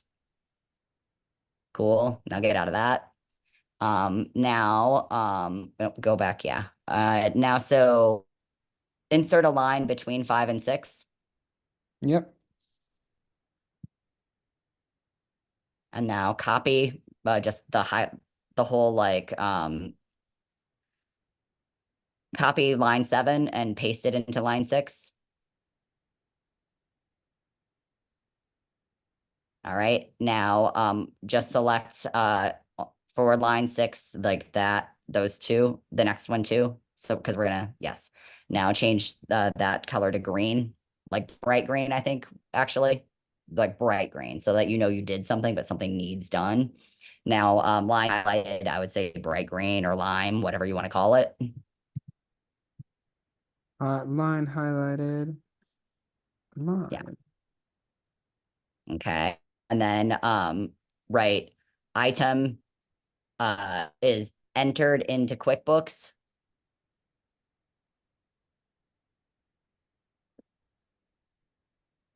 Yeah, delete QBO, capital QBO, so that it sticks out. And then, but not reconciled. That's it. No. Um, No way to do that. uh, yeah, pause here for a moment. Okay, so entered in a QBO, comma, but not reconciled. So before that, yeah. Reconciled. Maybe actually put but not reconciled in parentheses, Okay. stick out kind of, because this is going to serve as your training stuff, right? This is procedures, so we should make it nice. Hmm. And then but not reconciled. And then between the end of the parenthesis and backup, put an ampersand. And then but yeah, and then so we're gonna leave and backup is in drive accounting folder, but we're gonna delete the next ampersand. Yes, and transaction has been there. So delete transaction has been reconciled in QuickBooks. And the whole rest of it, yes. There we go. Enter. Got it. And you can lay that either completed by or reviewed by, and you can put admin or something because you're kind of retaining as if I'm doing it in your instructions. Yeah, So got it. Yeah. Great. So then let's go back to the January or to our February tab. Mhm. And we should have highlight that. Oh, actually, and we need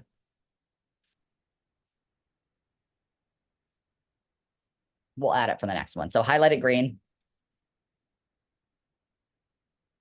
And let's chop these next 3 lines because we want to chop all the blank space for a month that is all the activity is there for.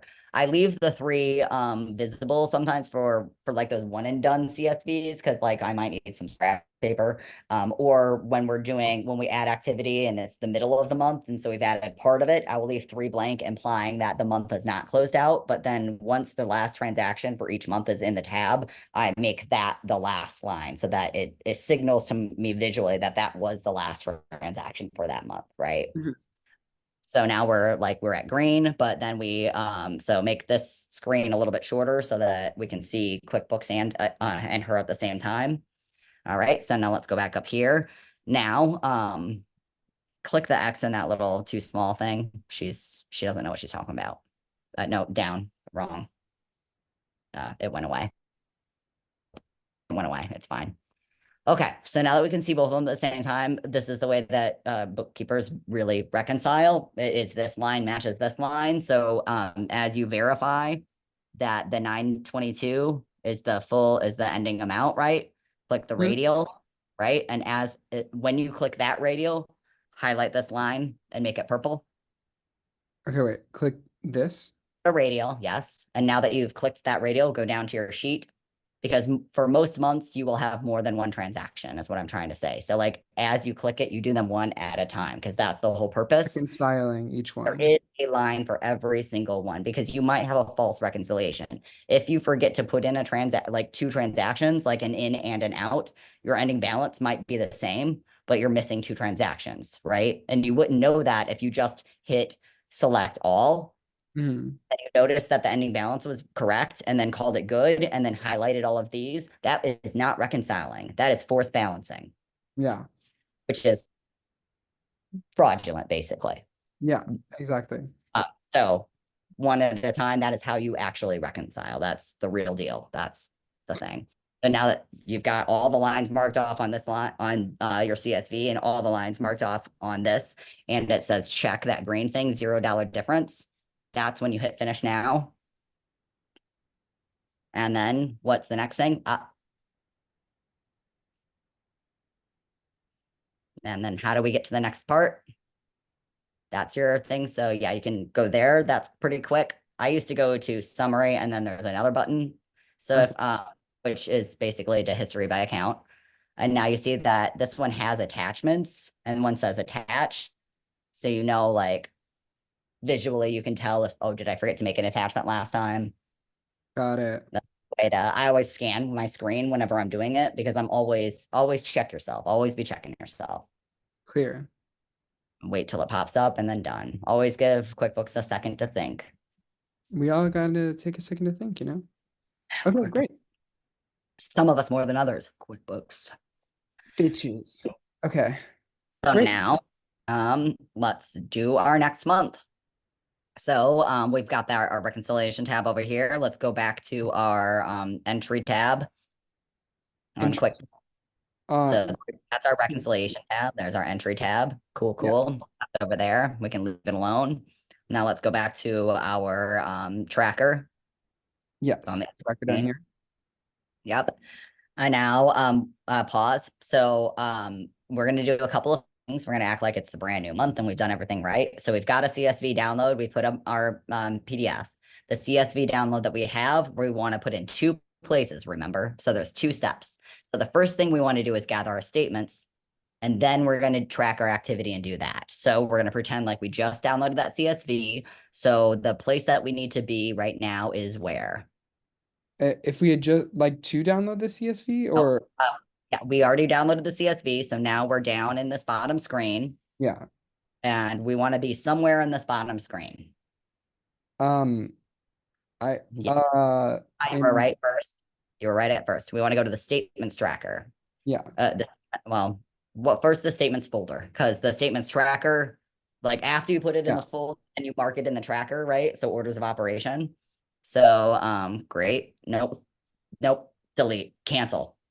Never upload a CSV raw dog to the folder because it will create an XLS file and that will not retain your shit. Good job. Oh, delete that.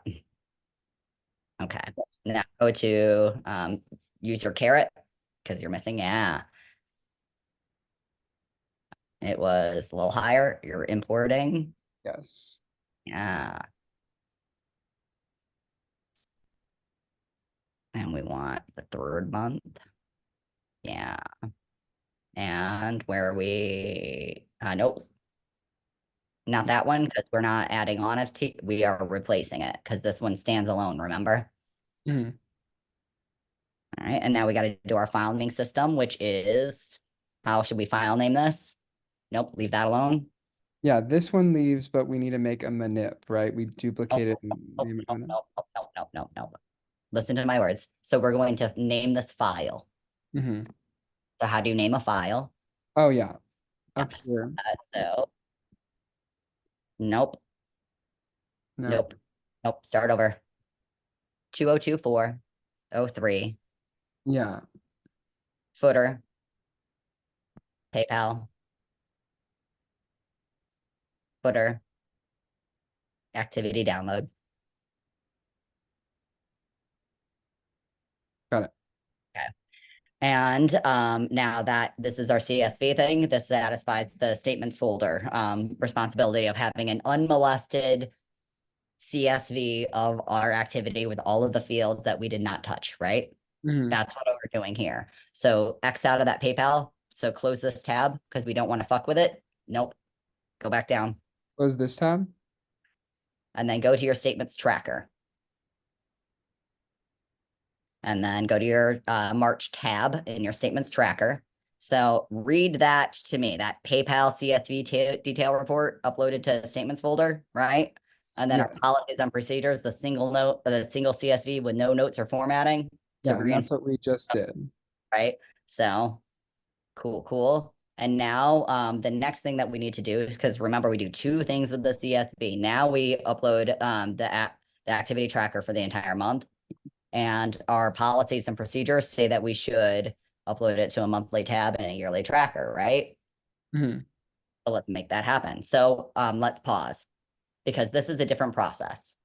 So this is like when you upload to your regular bank statement, you know how you don't just raw dog this CSV every time. You want Hmm. to your monthly tab, blank it out, upload the CSV, and then copy over the right columns, right? Yeah. Well, I would go ahead and let's make this kind of a little bit prettier because before we make a new thing, so I want you to add on one more column Okay. and then put notes like your GFP notes, Oh like yes. yeah, like everybody else, you know. All right. And I want you to actually make that a little bit skinnier because you made it so now it's gonna wobble. Yeah. Because you only want to make it as big as your thing. If you make it slightly longer, then it's gonna wobble. So I want you to highlight the first row. Yes. I want you to make it centered. I got it. So yeah, paragraph center. I want you to hit the four boxes to let's outline them. Hmm. Oh, get out of there. Just select the first row again. Yeah. Select the first row. And then in formatting on that, do you see between the paint can and the go right. Nope, not the copy. Do you see the paint can? We're gonna color it. We're gonna make the rows a color. There you go. So let's make it not anything too dark and bright. I usually like to go with like the third blue or the second blue down like that color. That's usually pretty good. It's different than anything that because the goals here, if it's too primary or bright, you can't read it. If it's any color that we have on our color key code, that's wrong. So we need a neutral light color that is not a color that means something. And those are the rules for your header column thing, Got right? it. And now all of the formatting should be good. And that is great. So it's all set up. So now let's go to the drop down on this tab name Got it. and copy, duplicate, pardon, and bump it left, rename it. And I think I need to be somewhere at 7 and I still have not eaten, so I think this will be the last thing I can do, and then we might need to close out. That's fine. Okay. So delete this line of information Mhm. and make it white. Mhm. Reset. And now pause here. Now go to hit the drop down so you get your file options. File. Make it this caret to make the screen bigger. Oh, yes. So you get your file options. Okay, so file, import, upload, browse, and then the CSV, perfect, open, insert new sheet, import data, pull it over so it's next to your file that you're working with, because it's hard to go back and forth. So just drag it all the way over. And now one thing to look at. So the first thing I want you to do is to select row 8 and down and chop those because it'll make it faster to populate. So row 8, get rid of the naked rows. Yes. So control all the way down. Shift command down. Yeah, sorry. That's okay. Just shift command down. Delete. All right. And now that's all we have to worry about for the formatting because we're gonna do a paintbrush thing in a moment. Mhm. Oh fuck, I should have. Okay, go over to your February column or your Mhm. February tab. Select row 2. Mhm. Control C.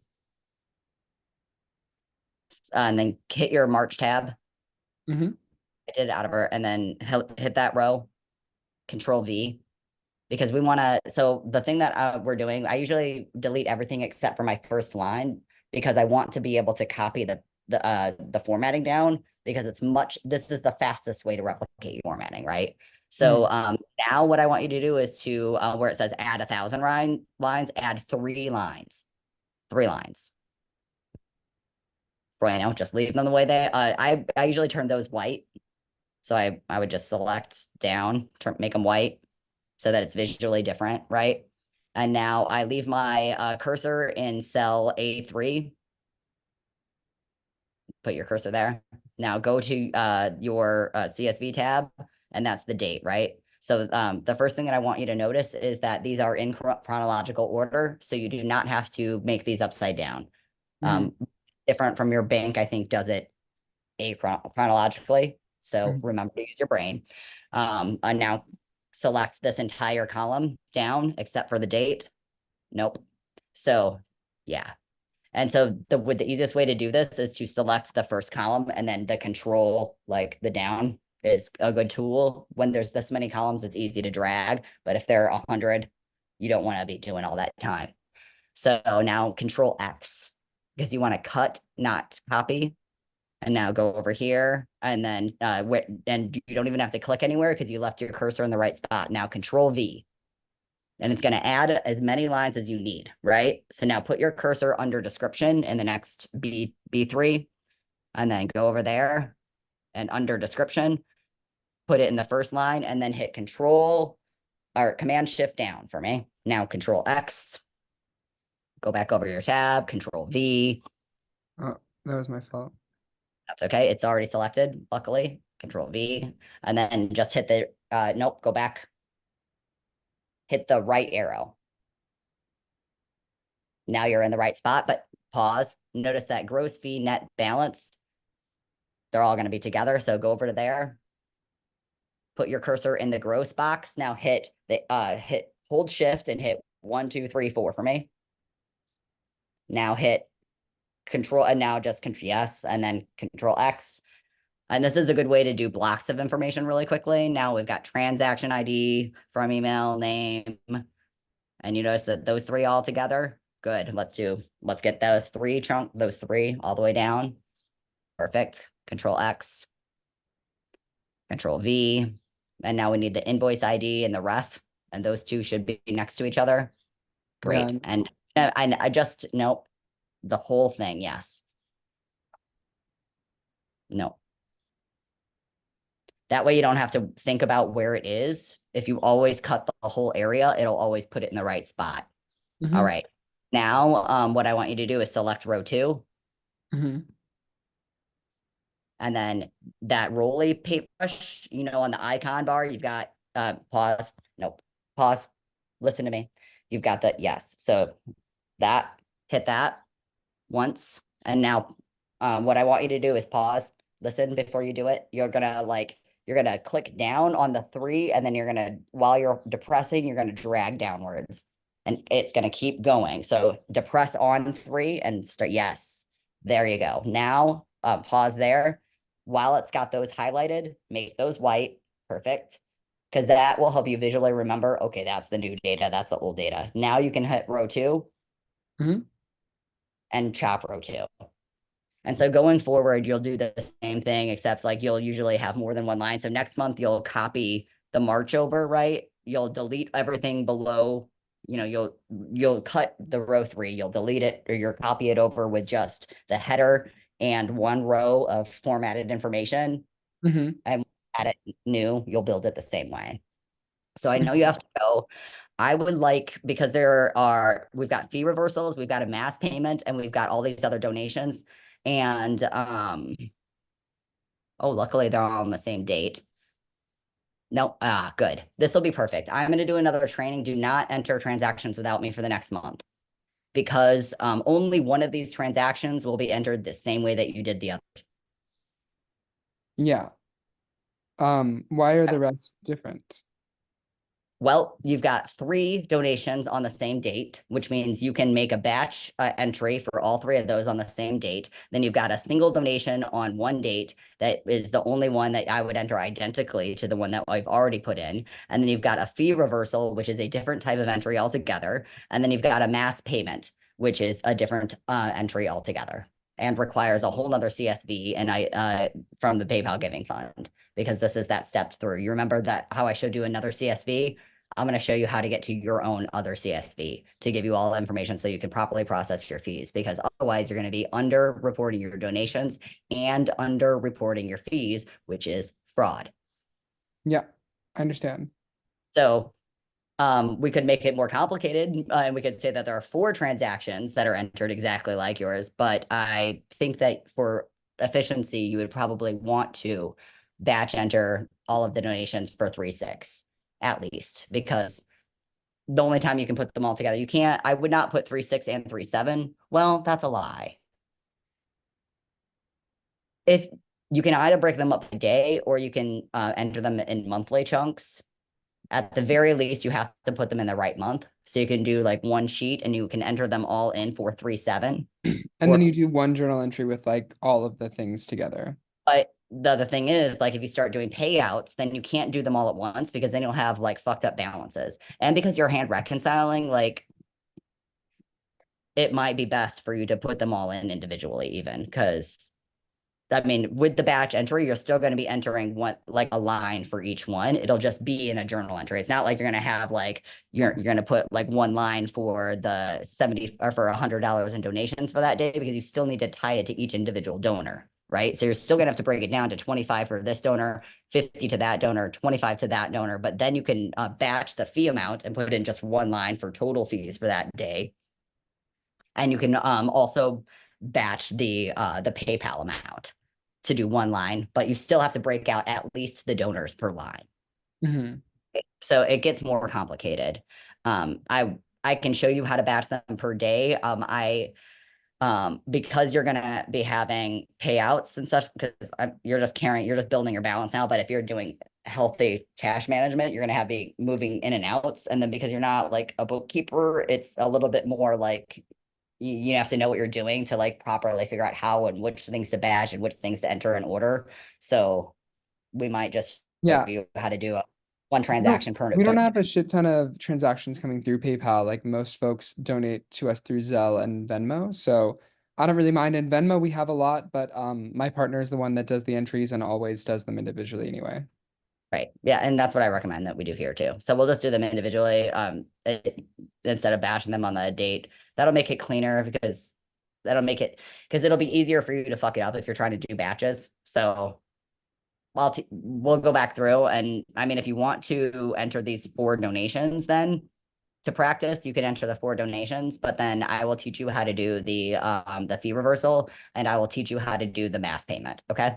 Yeah, I was just gonna show you, but this is what we got an email about, and that's what that last amount is. PayPal twice has emailed us and said we got a grant, and then Mhm. that grant was the amount you just saw.